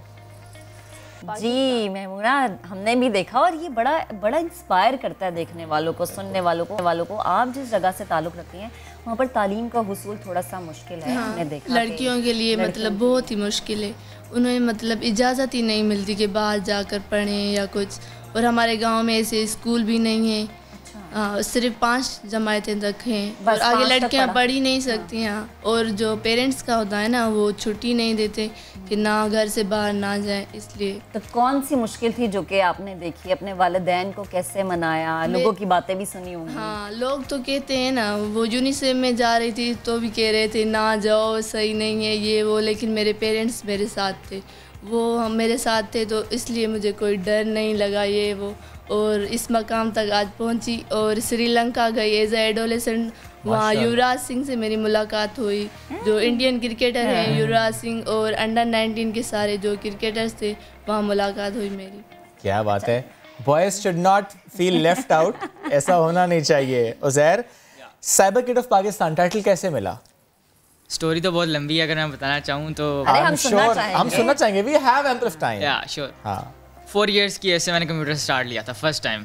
4 साल के थे आप? 4 साल। 4 साल के थे कंप्यूटर आपने स्टार्ट कर दिया? 4 साल में। और 5 ईयर की एज में मुझे विंडो एक्सपी इंस्टॉल करनी आती थी। ओके। स्टार्ट लिया आहिस्ता आहिस्ता। क्लास 2 में मैंने समर वेकेशन वर्क के लिए एकेडमी ज्वाइन की थी, but there is my good luck awaited. मैं क्लास 2 में कम मिलता था, अपना बैग कहीं छुपाया और बीएससी की गर्ल्स के उधर क्लासेस होती थी, उधर क्लासेस में घुस गया। उन्होंने बच्चा समझ के उठा लेना, मैंने वहाँ पे अपनी लर्निंग से लेनी। अरे बच्चा नहीं है ये, तेज बच्चा है। इस तेज बच्चे को यहीं रोकते हैं। आपकी भी कहानी हमारे पास मौजूद है, थोड़ी सी सुनाते हैं, बाकी आपकी ज़बानी सुनेंगे। प्लीज प्ले कीजिए। उसमें तो आप और छोटे लग रहे हैं। छोटे गोलू मोलू। ये क्या है? ये कब की है? 2 साल पुरानी है? 2 से 3 साल पुरानी है। अच्छा। ओके। तो फिर मैंने अब मुझे आ गई थोड़ी यस। अच्छा, तो वहाँ से स्टार्ट करते हैं। बच्चा समझ के कहते थे हाँ ठीक है बैठ जाओ। अच्छा, फिर बाकी चीज़ें लर्न करना शुरू की तो जो उधर के प्रिंसिपल थे उन्होंने कहा कि आप, मेरा निकनेम हनी है, सारे घर में हनी कहते हैं। पापा को कहा कि हनी की जो लर्निंग्स हैं स्कूल की वो आप घर में मैनेज करवा लें, हनी मेरे पास यहाँ पर कंप्यूटर की लर्निंग्स ले लेगा। वहाँ पर फिर सेल्फ स्टार्ट जनरेटर किया और बाकी प्रोजेक्टर हैंडलिंग वगैरह, लैब हैंडलिंग सब कुछ करता था। एट दैट टाइम मैं फ्रीलांसर भी था। एकेडमी में जो कंप्यूटर्स आते थे, क्या थी? उस टाइम पे एज थी 6 to 5 ईयर्स के दरमियान थी। मेरे खुदाया, ये क्या जब आप जाने लगे ना, मैं और शिव आपसे अपने सर पे आते अच्छा, तो फ्रीलांसिंग में चार्जेस ऐसे लेता था कि विंडो इंस्टॉलेशन का शवारमा ले लिया, डाटा रिकवरी का पिज़्ज़ा ले लिया, पासवर्ड रिकवरी का इसी तरह कोई फास्ट फूड ले लिया। स्टार्ट लिया और in the age of 7 I broke the record of Arfa Karim in Microsoft certified accountant specialist and after this certification Arfa Karim foundation awarded me a gold medal. In the age of 8, I made my own record in IT security certified professional and after this certification, Governor Punjab awarded me honorary shield। और अब मैं robotics की field में different projects बना चुका हूँ और recently IoT geyser बनाया है। ओके, वो क्या है? ऑफिस से बैठ के अपने घर का गीज़र कंट्रोल। मेरे घर गीज़र नहीं है। यानी मैं ऑफिस से घर जा रहा हूँ, मैं जा रहा हूँ, मैं जाऊँ गरम पानी मुझे मिले तो मैं यहीं से ऑन कर दूँगा। टाइमर भी सेट कर सकते हैं और बाकी चीज़ें भी हो सकती हैं। बाकी भी प्रोजेक्ट्स बनाए हुए हैं। ड्राइवरलेस कार है जो एक लाइन है, लाइन फॉलोइंग कार है। जितने प्रोजेक्ट्स आप मुझे बता रहे हैं, ये अब लगता है आपके लिए ये चुटकियों में काम है। ये सारा जो प्रोजेक्ट्स बना चुका हूँ, ये जो लड़के होते हैं वो फाइनल ईयर में बनाते हैं ज़्यादातर। बिल्कुल, डबल डिपार्टमेंट। बिल्कुल ऐसे है। इन 2015 I was honorary member of fast university double department. अच्छा, फास्ट यूनिवर्सिटी के ऑनररी मेंबर थे आप? 15 साल की उम्र में। अब कितनी उम्र है? अभी 14 है। अब सॉरी, 2015 में। ओके, यानी 5 साल पहले जब 10 साल के थे, यानी 10 साल का बच्चा फास्ट यूनिवर्सिटी का ऑनररी मेंबर था। माय गुडनेस, 25 साल का होगा, क्या तबाही है। अल्लाह बहुत तरक्की दे मेरे भाई, बहुत तरक्की दे। Thank you. अच्छा, इंस्पिरेशन कौन थी? किससे देख के लगता था कि यार अच्छा मुझे ऐसे करना है, मुझे ये बनना है? फर्स्ट ऑफ ऑल इंस्पिरेशन वो मेरा है जो अपनी फील्ड में काम करता है। हर फील्ड का मास्टर आपके लिए इंस्पिरेशन? मेरे लिए इंस्पिरेशन है लाहौर में एक, जैसे एंकरिंग में महक असलम। मैं जानता नहीं हूँ, अगर जानता हूँ तो फिर तो ऑफ कोर्स कहूँ इनको। लाहौर में एक पेट हैं, उनका असल में मैंने पेट रखा हुआ है रोटवेलर। मुझे शौक है डॉग्स का, तो मेरा पेट है चार्ली, उसका नाम है। वो हो गया था बीमार जब वो छोटा था, तो पेट के लिए फिर केयरिंग वगैरह होती है। तो वहाँ पर लाहौर में एक हैं, वो अपनी फील्ड में बहुत अच्छे हैं, डॉक्टर आसिम खालिद उनका नाम है। तो उन्होंने मेरे पेट को रिकवरी सारी करवाई थी। वो अपने फील्ड में प्रोफेशन इनका इतना अच्छा था कि उन्होंने सारी रिकवरी कराई। उसके बाद ये जो हैं पीटीवी के चेयरमैन रिसेंटली बने हैं, वो भी मेरे फेवरेट है। उनका जो टॉकिंग स्टाइल है और सब कुछ है, दिल करता है कि उनकी तरह जो पंजाबी, इंग्लिश और उर्दू सारा मिक्स करके स्टाइल बोलते हैं, वो भी मैं बोलना चाहूँ। इस तरह डिफरेंट जो पर्सन्स हैं वो मेरे फेवरेट हैं। और इस फील्ड में कौन फेवरेट है? इस फील्ड में फर्स्ट ऑफ ऑल सर ने, जब मैं छोटा सा था उस वक्त थोड़ी सी इंस्पायरेशन ली थी कि जब ये ज़्यादा छोटे थे, जब ये ज़्यादा छोटे थे, या गूगल पर ना ARF लिखा था, अरफा करीम लिखा आया था पूरा। सर ने कहा क्या आप चाहोगे HUZ लिखा जाए और हुज़ैर अमान पूरा लिखा जाए? मैंने कहा सर व्हाई नॉट। तो अल्हम्दुलिल्लाह लिखा जाए। वो है कि मैं अपना फेवरेट हूँ। मैं खुद अपना फेवरेट। ये अपने खुद फेवरेट हैं और जो आप रिकॉर्ड बनाते हैं उसे आप खुद तोड़ते हैं। मिनटों में आप एक नया प्रोजेक्ट बनाते हैं। उज़ैर करना क्या चाहते हैं इस आगे चल? फ्यूचर में आगे मैं रोबोटिक्स की फील्ड में एक्सपर्ट बनना चाहता हूं। और नाउ अभी आप O लेवल्स कर रहे हैं? O लेवल लास्ट ईयर आखिरी 3 सब्जेक्ट छा रहे होंगे, कमाल कर रहे होंगे उसमें भी। वो भी स्कूल स्किप किया हुआ है क्योंकि वो कहते हैं ना कि यूनिवर्सिटी में आप ज़्यादा जाते हो, स्कूल का काम नहीं करते, एब्सेंटीज बहुत होती हैं, तो फिर स्कूल को मैंने लीव ही कर दिया। प्राइवेटली O लेवल्स कर रहे हैं, स्कूल नहीं जा रहे? नहीं। इस चीज़ पे ज़्यादा तवज्जो है ना कि भाई आईटी पे ज़्यादा तवज्जो, बाकी सब्जेक्ट्स है मेरा पैशन है ना आईटी। तो अम्मा अब्बा कुछ कहते हैं कि बेटा बाकी भी पढ़ लिया करो। पापा ने मुझे सपोर्ट किया, अगर पापा और पेरेंट्स मुझे सपोर्ट ना करते तो फिर तो ऐसा नहीं होना था, क्योंकि फैमिली में बहुत से होते हैं जो कहते हैं कंप्यूटर अच्छा नहीं, बच्चे खराब होते हैं। ये कंप्यूटर अच्छा नहीं, मोबाइल अच्छा नहीं, टैबलेट अच्छा नहीं, हम तो ये कहते हैं 2007-2008 से सुनता आ रहा हूँ। और अब तो खैर बहुत कम हो गया बिकॉज ऑफ माई सक्सेस। उन्होंने जो देखी है, अपनी बेटी को कहूँगा खुल के यूज कर मोबाइल। देखिए स्टार्ट मैंने भी गेम से लिया था, मेरी एक छोटी बहन है। 4 साल की उम्र में जब आप कर रहे थे कंप्यूटर से, आप इतना ज़्यादा आपकी फ्रेंडशिप हो गई कि आपने वो सीखना शुरू कर दिए, तो उसमें पापा का रोल था? पापा का ऑफ कोर्स रोल था। फर्स्ट टाइम मैंने पापा को सिस्टम पे बैठे देखा था। पापा अपने ऑफिस का काम करते थे, उस वक्त लोड शेडिंग बहुत ज़्यादा होती थी, लाइट आती थी, पापा कंप्यूटर भी होती थी या उस वक्त होती थी भी होती थी तो पापा लाइट आई है तो काम करना शुरू हो गए लैपटॉप पर या कंप्यूटर पर, तो लाइट गई है, उठ गए हैं, थक गए हैं। एक दिन वैसे ही पापा का सिस्टम करप्ट कर दिया। पापा ने बाकी पेरेंट्स की तरह डांटा नहीं कि विंडो क्यों करप्ट की, मेरा डाटा था। पापा ने सपोर्ट किया और फिर जैसे आपको बताया कि 5 इयर्स की एज में मुझे विनएक्स इंस्टॉल करनी है। माशाल्लाह, ज़बरदस्त हुज़ैर। ठीक, अभी ज़रा हम ख़वातीन की तरफ, बच्चियों की तरफ। अच्छा रोज मुझे ही बताएं, अली ज़फ़र के साथ आपने काम किया, कैसा एक्सपीरियंस रहा? कभी ज़िंदगी में सोचा था कि एक नहीं 2-2 गाने अली ज़फ़र के साथ आप गुनगुनाएंगी, गाएंगी? अच्छा, फ़र्स्ट ऑफ़ ऑल तो जो लैला और लैला था वो मेरा यूनिसेफ के ज़रिए हम अली भाई से मिले और फिर मिलकर वही मैंने ख्वाहिश की, डिसीजन हुआ, अगले दिन जाकर 4 घंटों में वीडियो रिकॉर्डिंग हुई गाने। अच्छा, एक दिन में डिसाइड हो गया था?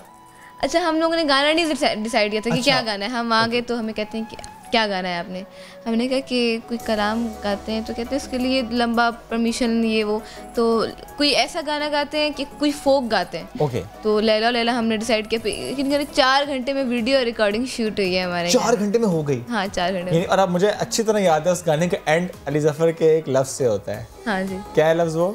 कि आपने तो 1 टेक में कर लिया। नहीं, वो उस रिकॉर्डिंग में भी है। वेल डन है या क्या है? वेल डन है ना? उसमें भी कुछ तो बोलते हैं, शाबाशी मिलती है आखिर में। हाँ जी। आप देखिए 4 घंटे में रिकॉर्डिंग, उसके बाद अली ज़फ़र शाबाशी दे रहे हैं। How good is that? ये तो मतलब ज़ाहिर है आपको बड़ा प्राउड फील होता है। बिल्कुल, बहुत प्राउड फील होता है और बड़ा अच्छा एक्सपीरियंस रहा उनके साथ। मतलब पूरी लैला में बड़ी नर्वस हो रही थी, मैंने कहा इतने बड़े सिंगर के साथ मैं खड़े होकर गाऊंगी, कैसे गाऊंगी, लेकिन कह रहे वो माइक उठा के कभी इधर रख रहे हैं कभी उधर रख रहे हैं, कहते हैं कि कॉन्फिडेंस से गाओ, कोई मसला नहीं है।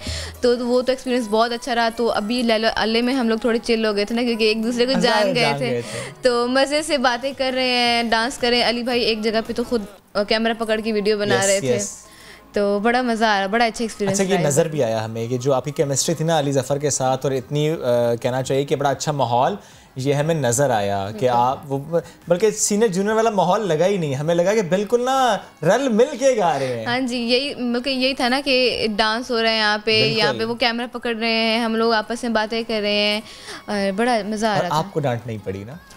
इस बार मुझे शाबाशी मिली। इस बार वो डांट पड़ी थी ना?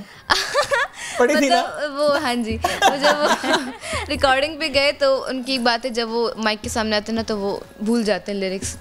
तो हम उनको बार बार ये लफ्ज़ हैं, कहते हैं हाँ भूल गए, फिर बता रहे ये लफ्ज़ है, फिर भूल गए, फिर बताते बोलते जई भाई जल्दी कर लो, और बार तुम भूल जाते हो।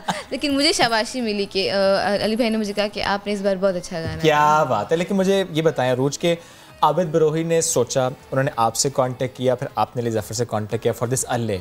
हाँ जी। ये कितना अच्छा था कि उनका आपसे कांटेक्ट होना, आपने भी एक अच्छा रिस्पांस दिया, फिर आपने अली ज़फ़र से कांटेक्ट किया एंड बड़ा अच्छा रिस्पांस आपको यहाँ से मिला, बड़ा एक ओके रिस्पांस मिला, यस वाला रिस्पांस मिला, फिर फ़ौरन से आपकी शूटिंग का प्लान हो गया। अच्छा, अली भाई की ये बड़ी बात है ना कि मैंने पहले ही बताया था इंटरव्यू में कि उनका यही मोटिव है कि वो यंग टैलेंट को सपोर्ट करें और जितने भी हमारे कल्चर है उनको दुनिया के सामने दिखाएँ, शो करें। तो लैला लैला में भी उन्होंने यही किया। हालांकि मैं क्या थी उस वक्त, मैं कुछ नहीं थी, लेकिन उनका यही मोटिव था कि वो यंग टैलेंट को सामने लाना चाहते थे। तो इसी तरह आबिद भाई ने हमें सजेशन दी, हम उनके पास लेकर गए और मतलब उन्होंने हाँ किया और उन्होंने मतलब कहा कि क्यों नहीं, ज़रूर हम आबिद को भी इस गाने में लेकर आएंगे और ज़रूर करेंगे गाना। तो एक और गाने पे भी काम हो रहा है ना? हाँ जी, हो रहा है हो रहा है। चलिए इस कहानी पर दोबारा आते हैं, मैमूना आपकी तरफ आते हैं। मैमूना फ्यूचर में क्या करना चाहती हैं? मैं मतलब लड़कियों के लिए कुछ करना चाहती हूँ। जैसे कि हमारे गांव में स्कूल नहीं है, मैं चाहती हूँ कि लड़के जो कर रहे हैं ना, तो लड़कियों को का भी हक है कि वो भी करें। तो हमारे गांव में ऐसा नहीं है और पेरेंट्स का भी नहीं है। लड़कों को तो सपोर्ट करते हैं लेकिन लड़कियों के लिए कुछ ऐसा होता ही नहीं। ऐसा है या पिछले 5-7 सालों में कुछ फर्क आया? वो तो आई है, लेकिन जो हमारे रिलेटिव्स हैं ना, वो मुझे देखकर वो अपनी लड़कियों को भी मतलब कह रहे हैं कि आप भी जाओ पढ़ने, सही है, अच्छा है।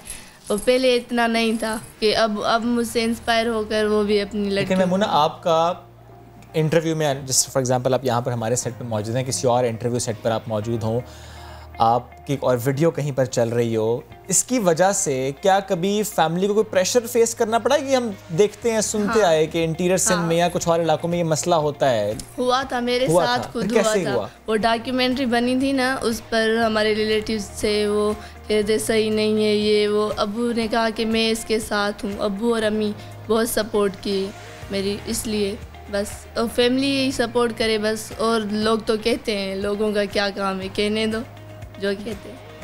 क्या बात है, यानी फादर की सपोर्ट, फादर की सपोर्ट आपके साथ, फादर की सपोर्ट आपके साथ, पेरेंट्स की सपोर्ट आपके साथ भी, क्योंकि ज़ाहिर है पेरेंट्स की सपोर्ट के बगैर तो हम सब कुछ भी नहीं है, उनकी सपोर्ट है तो हम सब कुछ हैं। इसके अलावा और भी एक सपोर्टिव सिस्टम, जैसे कि अरूज ने बताया, उस सपोर्टिव सिस्टम ने भी हमें ज्वाइन किया। अली ज़फर हमें यानी कह दे भाई हाजिर है, अभी भाई हाजिर नहीं है, कुछ और वक्त लगेगा भाई, अभी आप समझ तो गए किसकी बात कर रहे हैं। इंतजार ना, जैसे हम अली के गाने का इतना वेट करते रहते हैं कि यार कब अगली एल्बम या कब अगला गाना आएगा। तो और जब वो खुद ट्वीट करते हैं कि मैं एक वीडियो बनाने वाला हूँ, चाहे PSL के लिए हो, तो फिर सब वीडियोस उन्हें देते हैं, सब उन्हें वो स्टेप्स देते हैं। अच्छा, PSL वाली कितनी मजे की थी। अब तो अगला PSL आने वाला है। पाकिस्तान के फेवरेट रॉक स्टार हैं, पाकिस्तान की one of the favourite personality हैं। और सबसे अच्छी बात जो मुझे इनकी लगती है कि वो कहते हैं ना वो सीनियर वाला एक वो होता है ना गर्दन में सरिया, वो बिल्कुल नहीं है। लोगों से घुल मिल जाना, उनसे बात करना, जूनियर हो, फैन हो, कोई भी हो, उससे बिल्कुल प्यार मोहब्बत से बात करना, तभी तो सबके पसंदीदा हैं अली ज़फ़र। कुछ लम्हात बाद वो हमें ज्वाइन करेंगे तो फिर यहाँ पर म्यूज़िक का तड़का भी लगेगा। लेकिन इसके साथ साथ जब मैंने बातें की तो भाई हाजिर हैं। Ali is joining us. Ali भाई, गुड मॉर्निंग। गुड मॉर्निंग, कैसे हैं सब? ठीक ठाक हैं? अल्हम्दुलिल्लाह बिल्कुल ठीक ठाक। आप कैसे हैं? A1 माशाल्लाह माशाल्लाह, ज़बरदस्त। अली भाई, क्योंकि हम अभी गुफ्तगू कर रहे थे, यूँ तो हमारे पास इस वक्त 3 स्टार्स मौजूद हैं, लेकिन ज़रा आपने काम किया है अरूज के साथ और उनसे भी हम बातें कर रहे थे। अरूज को शाबाशी दी आपने पहले वाले गाने पर भी, अरूज को बहुत ज़्यादा शाबाशी मिली है दूसरे गाने पर भी। आबिद को थोड़ी डांट पड़ी है, लेकिन मैं आबिद के बारे में तो नहीं पूछता आपसे, मुझे अरूज से मुताल्लिक ही बताएंगे। ये कह रही हैं दोनों में शाबाशी मिली है, वाकई बड़ी जेन्युइन शाबाशी मिली है इनको? इतना अच्छा काम किया अरूज ने आपके साथ? यार देखें ना, शाबाशी तो जेन्युइन ही बनती है, क्योंकि पहला गाना भी इतना बड़ा हिट हुआ, फिर सेकंड भी इतना बड़ा हिट हुआ, और इतनी यंग एज में इनको इतना पजीराई मिल रही है, इतना फेम मिल रहा है। तो बस मैं अरूज से ये कहूँगा कि फेम और शोहरत एक ऐसी चीज़ होती है जिसको संभालना और उसको एक तरीके से डील, बड़ा एक वो भी एक हुनर और एक आर्ट होता है। तो just keep your feet on the ground always and be अल्लाह ताला का हमेशा शुक्र करते हुए ज़िंदगी में आगे बढ़ना है। Thank you. और अली भाई, ये जो आपने सिलेक्ट किया दूसरा अल्ले, ये मुश्किल नहीं हुआ आपके लिए? बिल्कुल भी नहीं हुआ? देखिए, मुश्किल जब इंसान किसी चीज़ में अपना दिल और दिमाग डाल देता है तो फिर कोई भी चीज़ मुश्किल नहीं होती। और जब भी कोई आप अच्छी नीयत से काम स्टार्ट करते हैं, मेरा ऐसा मानना है, जब भी आप, बिकॉज कहते हैं ना इन्नमल अमाल बिन्नियात, के अमाल का दारोमदार नीयतों पर होता है।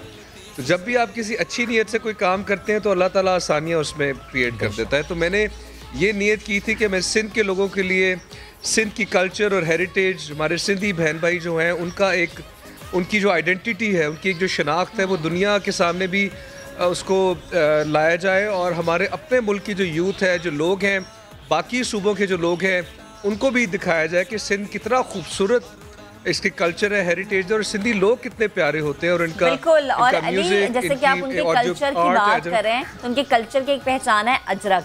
मतलब जब भी कोई सिंध से जाता कहते हैं अजरक ले आओ भाई बस हमारे लिए, तो आपने इस गाने में अजरक बनाने वालों के लिए भी पैगाम दिया। ये ट्रेंड कितना दिलचस्प है, कुछ इस बारे में भी हम जानना चाहेंगे। देखिए, चूँकि मैं खुद एक मैंने ड्राइंग और आर्ट, इससे मेरा लगाव बचपन से है, मेरे वालिद साहब भी आर्टिस्ट हैं, तो मुझे पता है कि एक आर्टिस्ट किस एक कैफियत से और मुशक्क़त से गुज़र के कोई चीज़ तख्लीक करता है। और ये जो क्राफ्ट्समैन होते हैं, जो आर्टिजन्स होते हैं, ये एक बड़ा यूनिक आर्ट होता है। इस पर बहुत टाइम लगता है और डिटेलिंग लगती है इसको करने में। तो अगर किसी कोई इतनी मेहनत करके एक चीज़ बना रहा है लेकिन उसका एक डिजिटल प्रिंट बना के मार्केट में बेच दिया जाए और ज़्यादा दामों में, तो उन बेचारों का दूसरी चीज़ ये होती है कि जो असली अजरक भी जो है जो बेची जाती है, तो उनका जो शेयर है, प्रॉफिट शेयर बहुत कम होता है। वो एक अच्छा बैलेंस प्रॉफिट शेयर होना चाहिए जो उनके पास जाए। तो ये जो इक्वालिटी है इकोनॉमिक स्ट्रक्चर में किसी भी फील्ड में किसी भी लेवल पे ये बड़ी ज़रूरी होती है ताकि उस तबके तक उनका पूरा ड्यू पहुँचे। तो इसलिए मैंने सिद्दी क्राफ्ट्समैन जो अजरक बनाने वाले हैं उनकी कॉज को, उनकी प्लाइट को हाईलाइट किया कि उन तक उनका मुनाफा, उनका मुआवजा, उनकी रिकग्निशन पूरी जानी चाहिए। बिल्कुल। अच्छा अली भाई, बलोची गाना, उसके बाद सिंधी गाना, तो what's next? Are you going to KP और व्हाट? अगला गाना जो है वो पश्तो में मैं करूँगा और अपने हमारे जो पख्तून बहन भाई हैं उन लोगों के लिए नेक्स्ट गाना मैंने प्लान किया हुआ है। एक गाना पंजाबी में भी है, पाकिस्तान की तमाम जो हमारी मेन ज़बानें हैं, बिल्कुल हमारे जो सूबों से, उन सबको, क्योंकि मैं ये चाहता हूँ कि ये जो किसी भी तरह की हमारे बीच में कोई तफरीक ना हो, तमाम सूबे जो हैं वो यकजा एक पाकिस्तान बनाने का जो एक अमल है, एक ख्वाब है, और वो जो एक फीलिंग और हमारा बिलीफ है वो यही होना चाहिए कि हम सब एक हैं एज पाकिस्तानीज़, और सबको दूसरों को उतने ही रिकग्निशन देनी चाहिए, उतने ही रिसोर्सेज जो जिन जिन सूबों से जो रिसोर्सेज इस्तेमाल होते हैं, वहाँ की जो नेचुरल रिसोर्सेज अवेलेबल है, तो उन सूबों को उस लिहाज से उनका ड्यू भी जाना चाहिए, चाहे वो फ़न और कल्चर के हवाले से हो चाहे अदरवाइज़ हो। सो ये सूबों की जो इक्वालिटी है, तमाम सूबों को ऊपर लाना और एक इक्वल ग्राउंड पे लेके आना और उनको हमें रिकग्नाइज़ करना, ये भी मेरे ख्याल में बहुत ज़रूरी है। तो म्यूज़िक के थ्रू मैं ये काम करना चाहता हूँ कि तमाम ज़बानों में गाऊँ ताकि सबकी जो आइडेंटिटी है, उनकी शनाख्त है, वो नेशनल लेवल पे और इंटरनेशनल लेवल पे भी दुनिया के सामने लाई जाए। रिक्वेस्ट कर लें आपसे, हम अब पश्तो की बात आपने की है तो कुछ तैयारी हो गई है, अगर एक आध लाइन हो जाए अली भाई। ये सरप्राइज है, अभी नहीं। अच्छा, ये जो अरूज ने कहा कुछ देर पहले एक तीसरे गाने पर काम हो रहा है, वो इस पश्तो वाले गाने के अलावा है? एक और गाना है, एक तो पंजाबी में गाना है, अच्छा। एक पश्तो में है, और आई थिंक अरूज आप, मैंने पढ़ा था आप कश्मीरी हो? हाँ जी, मैं कश्मीरी हूँ। हाँ, तो फिर कश्मीरी गाना भी हमें करना है बिल्कुल डिफरेंट, और उसमें हम कश्मीर से आर्टिस्ट लेके वहाँ से, क्योंकि कश्मीर के जो आर्टिस्ट हैं वो हमें ज़्यादा देखने को उस तरह नहीं मिलते, और इतनी खूबसूरत वादी है, इतनी खूबसूरत लैंड है, तो हमें कश्मीरी अपने बहन भाइयों को भी सामने लेके आना है और उसको भी फ़रोग देना है, वहाँ के कल्चर को भी। ओके, अच्छा अली भाई, जिस वक्त आपने म्यूज़िक स्टार्ट किया, ज़ाहिर उस वक्त जॉनरा डिफरेंट था, अभी हमें ऐसे लग रहा है कि this is a transition phase, एक नए जॉनरा को आप एक्सप्लोर कर रहे हैं, इज इट ट्रू? देखिए, आर्टिस्ट जो होता है वो एक्सप्लोर करता रहता है चीज़ें, एक्सप्लोरेशन, क्रिएटिविटी का ताल्लुक एक्सप्लोरेशन से बहुत ज़्यादा है, डिस्कवरी से बहुत ज़्यादा है, सेल्फ डिस्कवरी से बहुत ज़्यादा है, और मुझे लगता है कि आर्टिस्ट को रीइन्वेंट करते रहना चाहिए अपने आप को। सो मैं बिलीव करता हूँ इन रीइन्वेंटिंग, कि मैं अपने आप को बेहतर करता जाऊँ, डिफरेंट चीज़ें एक्सपेरिमेंट करूँ, ट्राई करूँ, और वही एक आर्टिस्ट की जो लॉन्जिटिविटी होती है, उसका एक अमल जो होता है तख्लीक का, वो जब रुक जाता है ना किसी भी लेवल पे, तो वो फिर बात ख़त्म हो जाती है, तो आपको हमेशा आगे से आगे जाना होता है। ओके, यानी हम यूँ कह लें कि छन्नो, उसके बाद फिर सोलफुल म्यूजिक का, फिर मेला लूट लिया, और अब ऐसे फोक म्यूजिक। तो सबसे ज़्यादा अच्छी चीज़ या सबसे ज़्यादा मज़ा किस उसमें आया आपको?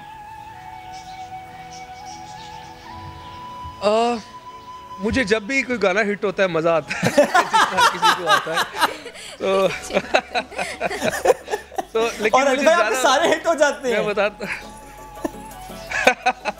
अच्छा, मुझे ज़्यादा मज़ा किस चीज़ का अब आता है मैं आपको बताता हूँ। पहले सिर्फ ये होता था कि यार गाना हिट हो जाए, अब मुझे मज़ा आता है कि यार गाना तो चलो हिट अल्लाह के शुक्र है हो ही जाता है और वो सारा, लेकिन उसके साथ अगर कुछ बड़ी बात हो जाए, कुछ फ़ायदा हो जाए लोगों का, मेरे मुल्क का, मेरे मुल्क के लोगों का, तो किसी अपने से बाहर एक बड़ी कॉज के लिए अगर उससे कोई चीज़ हो जाए, जिस तरह मेला लूट लिया था PSL, इतने लोग खुश होते हैं क्रिकेट को लेके। इसी तरह लैला और लैला था, वो हमारे बलोच भाई बहन जो हैं बलोचिस्तान के लिए था। जब उनकी तरफ से वो प्यार मिलता है और वो चीज़ मिलती है, एक एहसास उनका जो आप शेयर करते हैं। इसी तरह जो सिंधी बहन भाई हैं, उनकी तरफ से जो पजीराई मिलती है वो बहुत ही ज़्यादा महसूस होती है एक नेक्स्ट लेवल पे। तो इसलिए मैंने ये सोचा ज़िंदगी में कि मैं अपना जो फ़न है वो ज़्यादा से ज़्यादा जो है वो अपनी ज़ात से आगे दूसरों के लिए उसको इस्तेमाल करूं और एक बड़े लेवल पे एक चेंज और बेहतरी लाने के लिए इस्तेमाल करूं। और ये बड़े लेवल पर चेंज अपने लिए नहीं, सबके लिए, ये हमने एक गाने में तो बड़ा भरपूर देखा, मेला लूट लिया में देखा।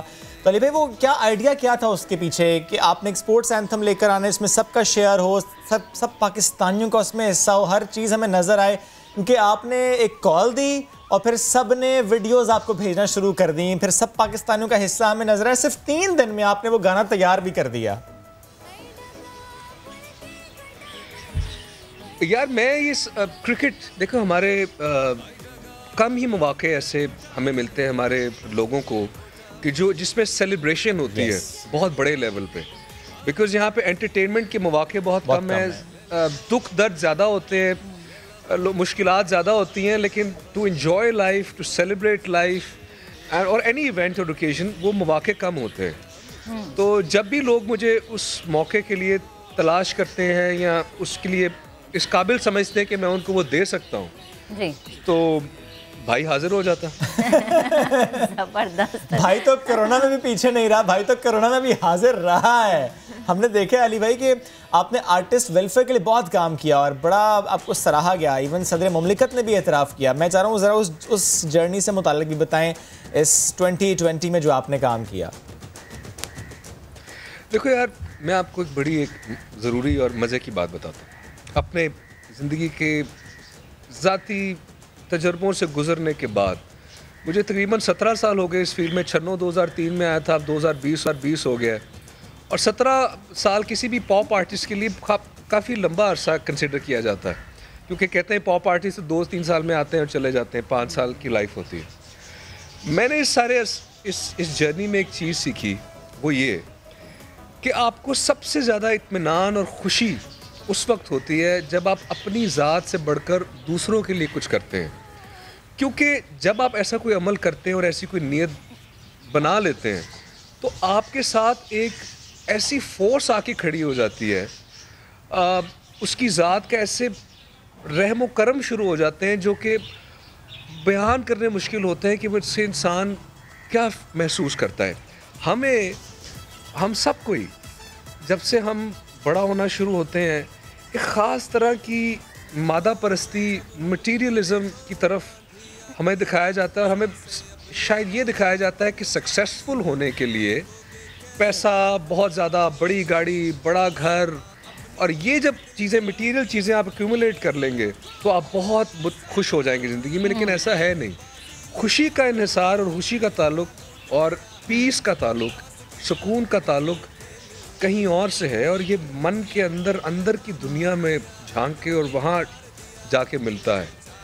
तो मैं अपनी यूथ से यही कहूँगा कि आप लोग जब भी एस्पायर कर रहे हैं सक्सेस, तो सक्सेस को इस तरह मत देखें कि आपको कितने लोग सलूट कर रहे होंगे और आपका सोशल स्टेटस और वो सब चीज़ें। आप ये देखें सक्सेस को कि आप ज़िंदगी में सुकून और खुशी अपने लिए और दूसरों के लिए कैसे क्रिएट कर सकते हैं और कितनी ज़्यादा क्रिएट कर सकते हैं, और कैसे वो प्रोसेस क्या है, तो उस प्रोसेस को फॉलो करें। ठीक, तो अली, जैसे कि हमने देखा कि राशन की तकसीम में भी अब हमें नज़र आए, जो फैमिलीज़ जिनका घर का ख़र्चा नहीं चलता था, उनके साथ ताउन करने में भी आप हमें नज़र आए। हम चाहेंगे कि इस समाजी सफ़र से मुतालिक भी आप कुछ शेयर करें। देखिए, कोरोना कोविड एक ऐसी सिचुएशन थी जो कि वंस अ सेंचुरी, मतलब पूरी सदी में एक होने वाला एक सानिया आप कह सकते हैं, जिसमें पूरी दुनिया मतलब उसमें उसकी लपेट में आ गई।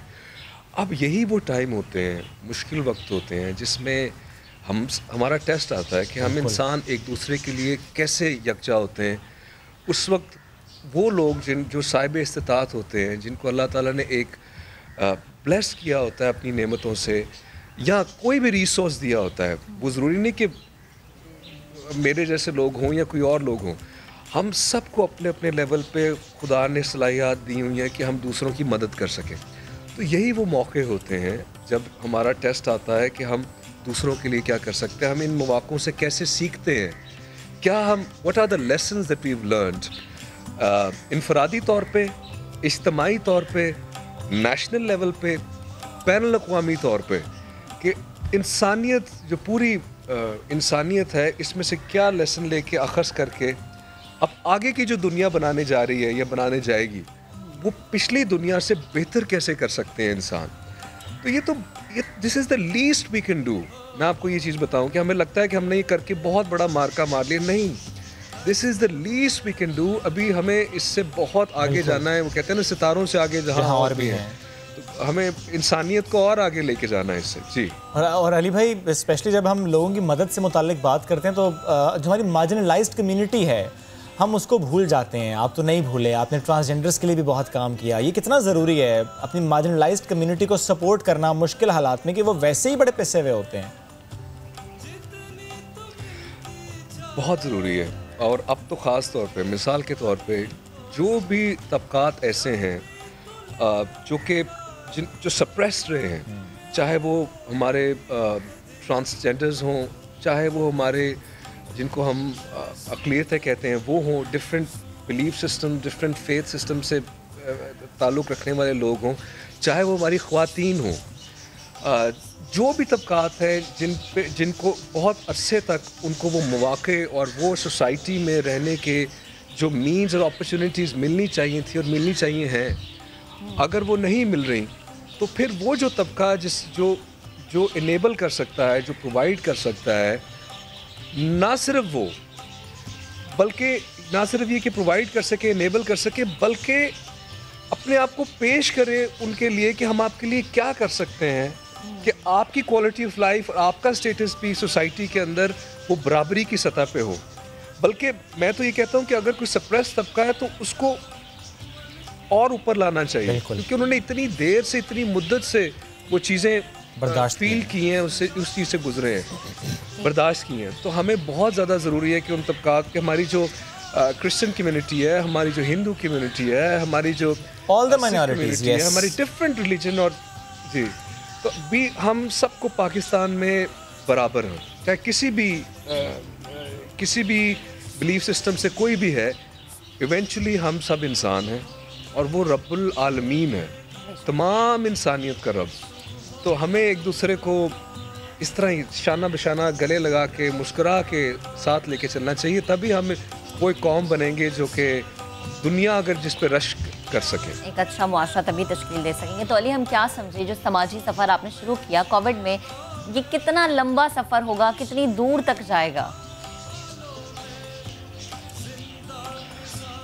जाना है दूर इस राह में, मिलना जरूर उस पार से, जहाँ कभी कोई गया ना कोई जाएगा, और जो गया तो तुम ये जानो कि वो मैं हूँगा, हूँ, जाने ना कोई, पहचाने ना कोई, हमको रास्ते में देखो जाना कितनी दूर। क्या बात है, ये तो आपने गुनगुना के बता दिया कि कितना दूर जाना है। ज़ाहिर है बहुत दूर जाना है और चलते ही चले जाना है जब मदद करनी है हम उन सब की जिनको ज़रूरत है। अच्छा अली भाई, क्योंकि ज़ाहिर है इस वक्त 3 छोटे छोटे से स्टार्स भी हमारे साथ मौजूद हैं, yes, very big stars of course.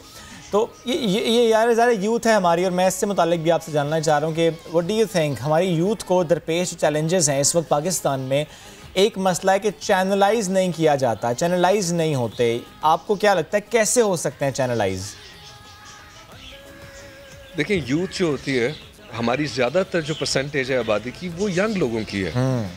Young लोगों में एक बहुत एंग्स्ट होती है, जज्बा होता है, हंगर होती है और एनर्जी होती है, अगर उस एनर्जी को चैनलाइज करके एक डायरेक्शन दे दी जाए एक पॉजिटिव चीज़ की तरफ, कंस्ट्रक्टिव क्रिएटिव चीज़ की तरफ, तो वो सोसाइटी में चेंज आ जाता है।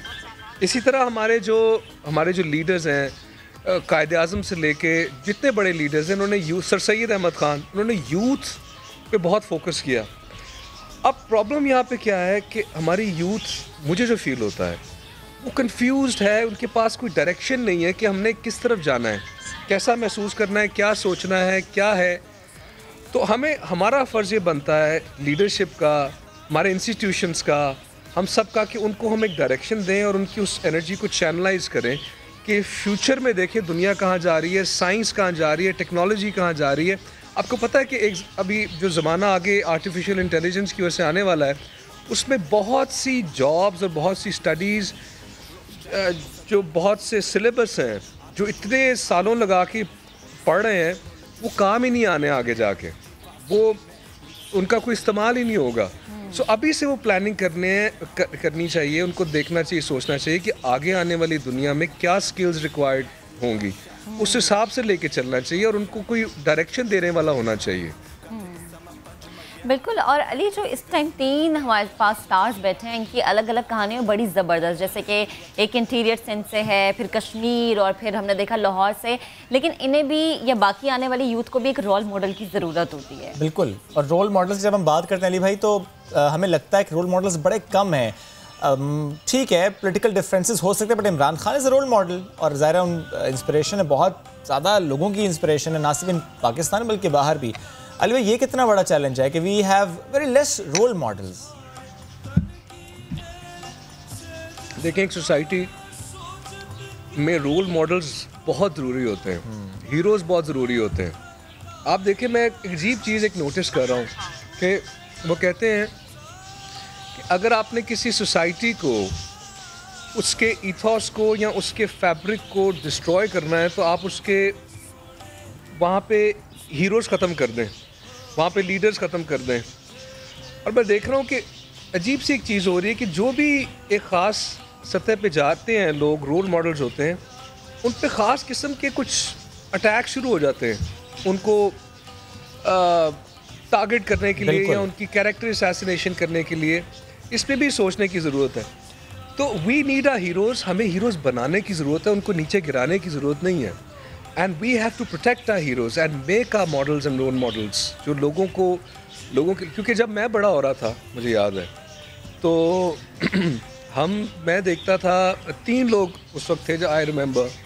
एक इमरान खान साहब की क्रिकेट जब उनको फॉलो करते थे, फिर क्रिस्टोफर रीव जो सुपरमैन था, और अमिताभ बच्चन। तो ये 3 लोग मेरे रोल मॉडल्स थे कि यार मैं अगर इस तरह की बॉलिंग करा सकूं, या मैं सुपरमैन की तरह कोई वो कर सकूं। और so you need role models. So it is very important कि हम इस चीज़ को जानें कि हमें अपने हीरोज़ बनाने की, उनको प्रोटेक्ट करने की, उनको सेलिब्रेट करने की बहुत ज़रूरत है।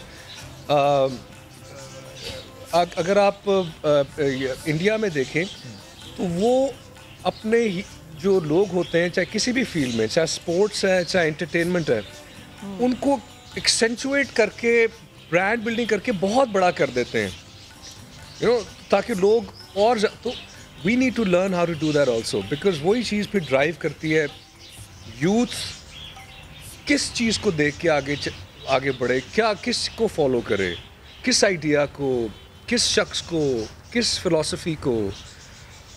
और रोल मॉडल सिर्फ एंटरटेनमेंट और क्रिकेट से नहीं, हमारे role models scientist, professors, teachers, हर शोबे से। आप जैसे एंकर्स, मतलब ऐसे लोग होने चाहिए हर जगह बैठे हुए जो विजडम इम्पार्ट कर रहे हो, नॉलेज इम्पार्ट कर रहे हो।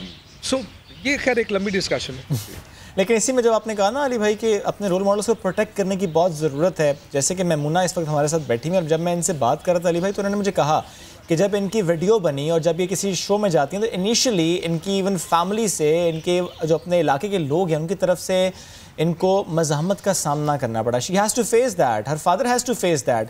तो बड़ा दुरुस्त आपने कहा कि we have to protect. For example अब मैमूना जिस तरह एजुकेशन के लिए काम करने, क्योंकि शी बिलोंग्स टू खैरपुर, और अब अगर ये बच्चियों के लिए तालीम के लिए काम करना चाहते हैं तो we all have to protect her. मैं चाहता हूँ प्लीज़ इनकी स्टोरी पर भी एक कॉमेंट कीजिए अली भाई। अच्छा, इस हवाले से मैं ये कहना चाहूँगा कि बहुत अरसे तक हमने अपनी जो ख़वातीन हैं, जिसमें हमारी माएँ हैं, हमारी बहनें हैं, हमारी बेटियां हैं, उनको उनका जो पोटेंशियल है वो किसी तरह हम अपनी जो मर्द हैं, अपना जो विज़न होता है उनके लिए, वो उस पर मुसल्लत करके उसको सप्रेस कर देते हैं, नोइंगली और अननोइंगली। जो हमें करना चाहिए वो ये है कि हमें ये समझना चाहिए कि एक औरत भी, एक बच्ची भी, एक बेटी भी, मतलब वो सिर्फ बेटी, माँ और बीवी नहीं है, इंडिविजुअल, वो एक इंसान है, उसकी अपनी, वो एक इंडिविजुअल है, उसकी अपनी ख्वाहिशात हैं, उसकी अपनी ड्रीम्स हैं, उसके अपने कुछ, उसका अपना पोटेंशियल है। तो एज ए ह्यूमन बीइंग, एक इंसान के तौर पे उसको फ्लरिश करने के लिए, उसको आगे बढ़ने के लिए, उसको मुआशरे में वो मकाम जो कि हमें देना चाहिए, उसके लिए हमें मर्द हजरात को और ज़्यादा सोचना चाहिए इस बात पे, और उस पर मेहनत करनी चाहिए कि किस तरह से हम अपनी ख़वातीन को ऊपर लेके आएँ। और क्योंकि बहुत सी ऐसी चीज़ें हैं जो सिर्फ ख़वातीन में ही हैं, क्वालिटीज़ हैं, वो हम मर्दों में नहीं है। बिल्कुल। तो वी शुड रिकग्नाइज दैट, और उनको हमें करना चाहिए। सही। और अली, एक और स्टार हमारे पास है हुजैर, जिन्होंने आईटी की दुनिया में छोटी सी उम्र में बहुत ज़्यादा कामयाबियां समेटी हैं। खैर इन्हें तो इनके पेरेंट्स की सपोर्ट हासिल थी। इसको हम ये कह दें कि अगर मैमूना की स्टोरी को हम सामने रखें या हुजैर की स्टोरी को सामने रखें तो जगह का बहुत डिफरेंस आता है, घर वालों की सोच का बहुत ज़्यादा डिफरेंस आता है।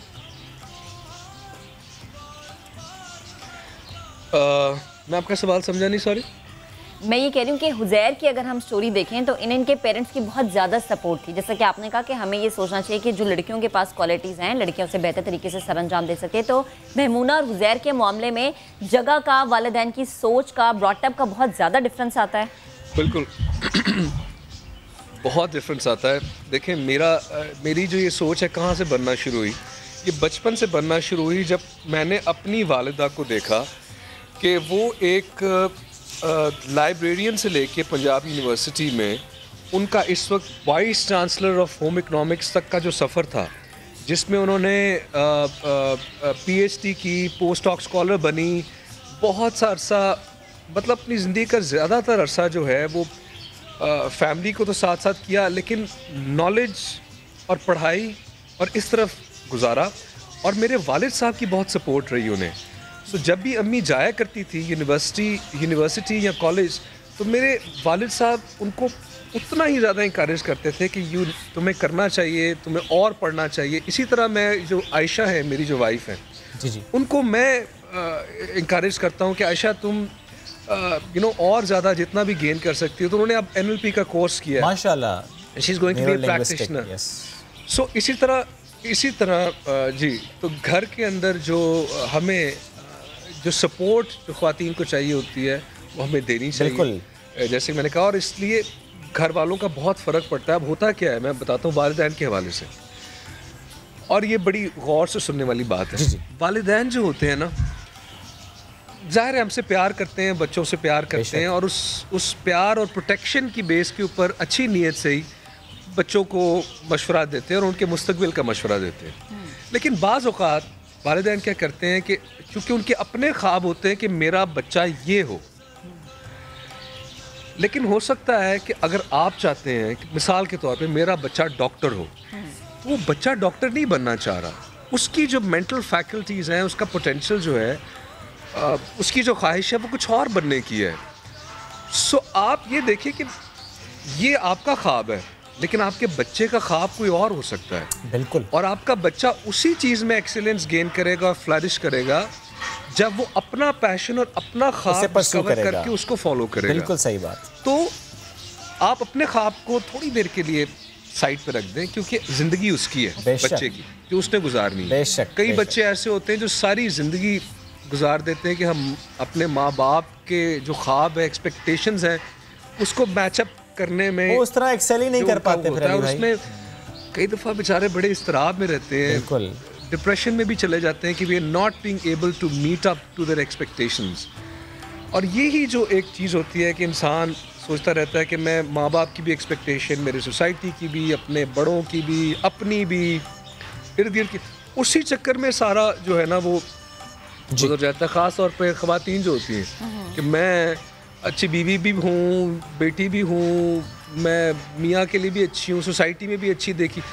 सो उस चक्कर में इंसान का बहुत सी एनर्जी उसी में चली जाती है। तो बट आई वांट टू से हियर, मैं ये कहना चाहता हूँ कि लिव एंड लेट लिव। हर इंसान को अपने तौर अपनी समझ बिल्कुल गाइड करना चाहिए, हमें प्यार देना चाहिए, लेकिन उस इंसान को अपना पोटेंशियल, अपना आप ढूंढने में मदद करें, बिल्कुल करनी चाहिए। हमारे इंस्टीट्यूशंस भी, हमारे schools, colleges, family institution otherwise, और जब वो अपना पोटेंशियल ढूंढ लेता है या ढूंढ लेती है, उसको फिर पनपने में, मदद करें, सपोर्ट करें, ग्रो करने में मदद करनी चाहिए। बिल्कुल ठीक, बिल्कुल अली भाई, क्योंकि हमारा सिर्फ आखिरी मिनट है और ये हम सब की ख्वाहिश है कि आज आप भी हैं, आज उरूज भी हैं, तो हम चाह रहे थे कि अगर 1 मिनट के लिए थोड़ा सा म्यूज़िक का तड़का हो जाए। चॉइस आपकी है, लैला ओ लैला या अल्ले। अरूज बताएं, अरूज क्या गाएंगी? मैं बोलती हूँ कि आजकल तो अल्ले आए हुए तो अल्ले ही करते हैं। चलें फिर तो अरूज स्टार्ट करेंगी। अच्छा मैं करती हूँ। चलें अरूज आप स्टार्ट करो, मैं आपको फॉलो करूँगा। अल्ले रे अल्ले मुझा मारुअड़ा, मुझा जोगियड़ा, मुझा सागियड़ा, मारुड़ा मिठड़ा मोहिंजा, मारुड़ा सांगेड़ा मोहिंजा। अल्ले अल्ले मुझा मारोड़ा, और मुझा जोगियड़ा, और मुझा सांगियड़ा, मारोड़ा मिठड़ा मोह जाए, मारोड़ा सांगियड़ा मोह जाए। अल्ले अल्ले अल्ले अल्ले अल्ले अल्ले। हो जोगी आया मुन्ना सुनियता, सामी आया मुन्ना सुनियता, जोगी आया मुन्ना सुनियता, सामी आया मुन्ना सुनियता। जोगी आया मन सुन्याता, स्वामी आया मन सुन्याता, घायल दिल के घाये व्या।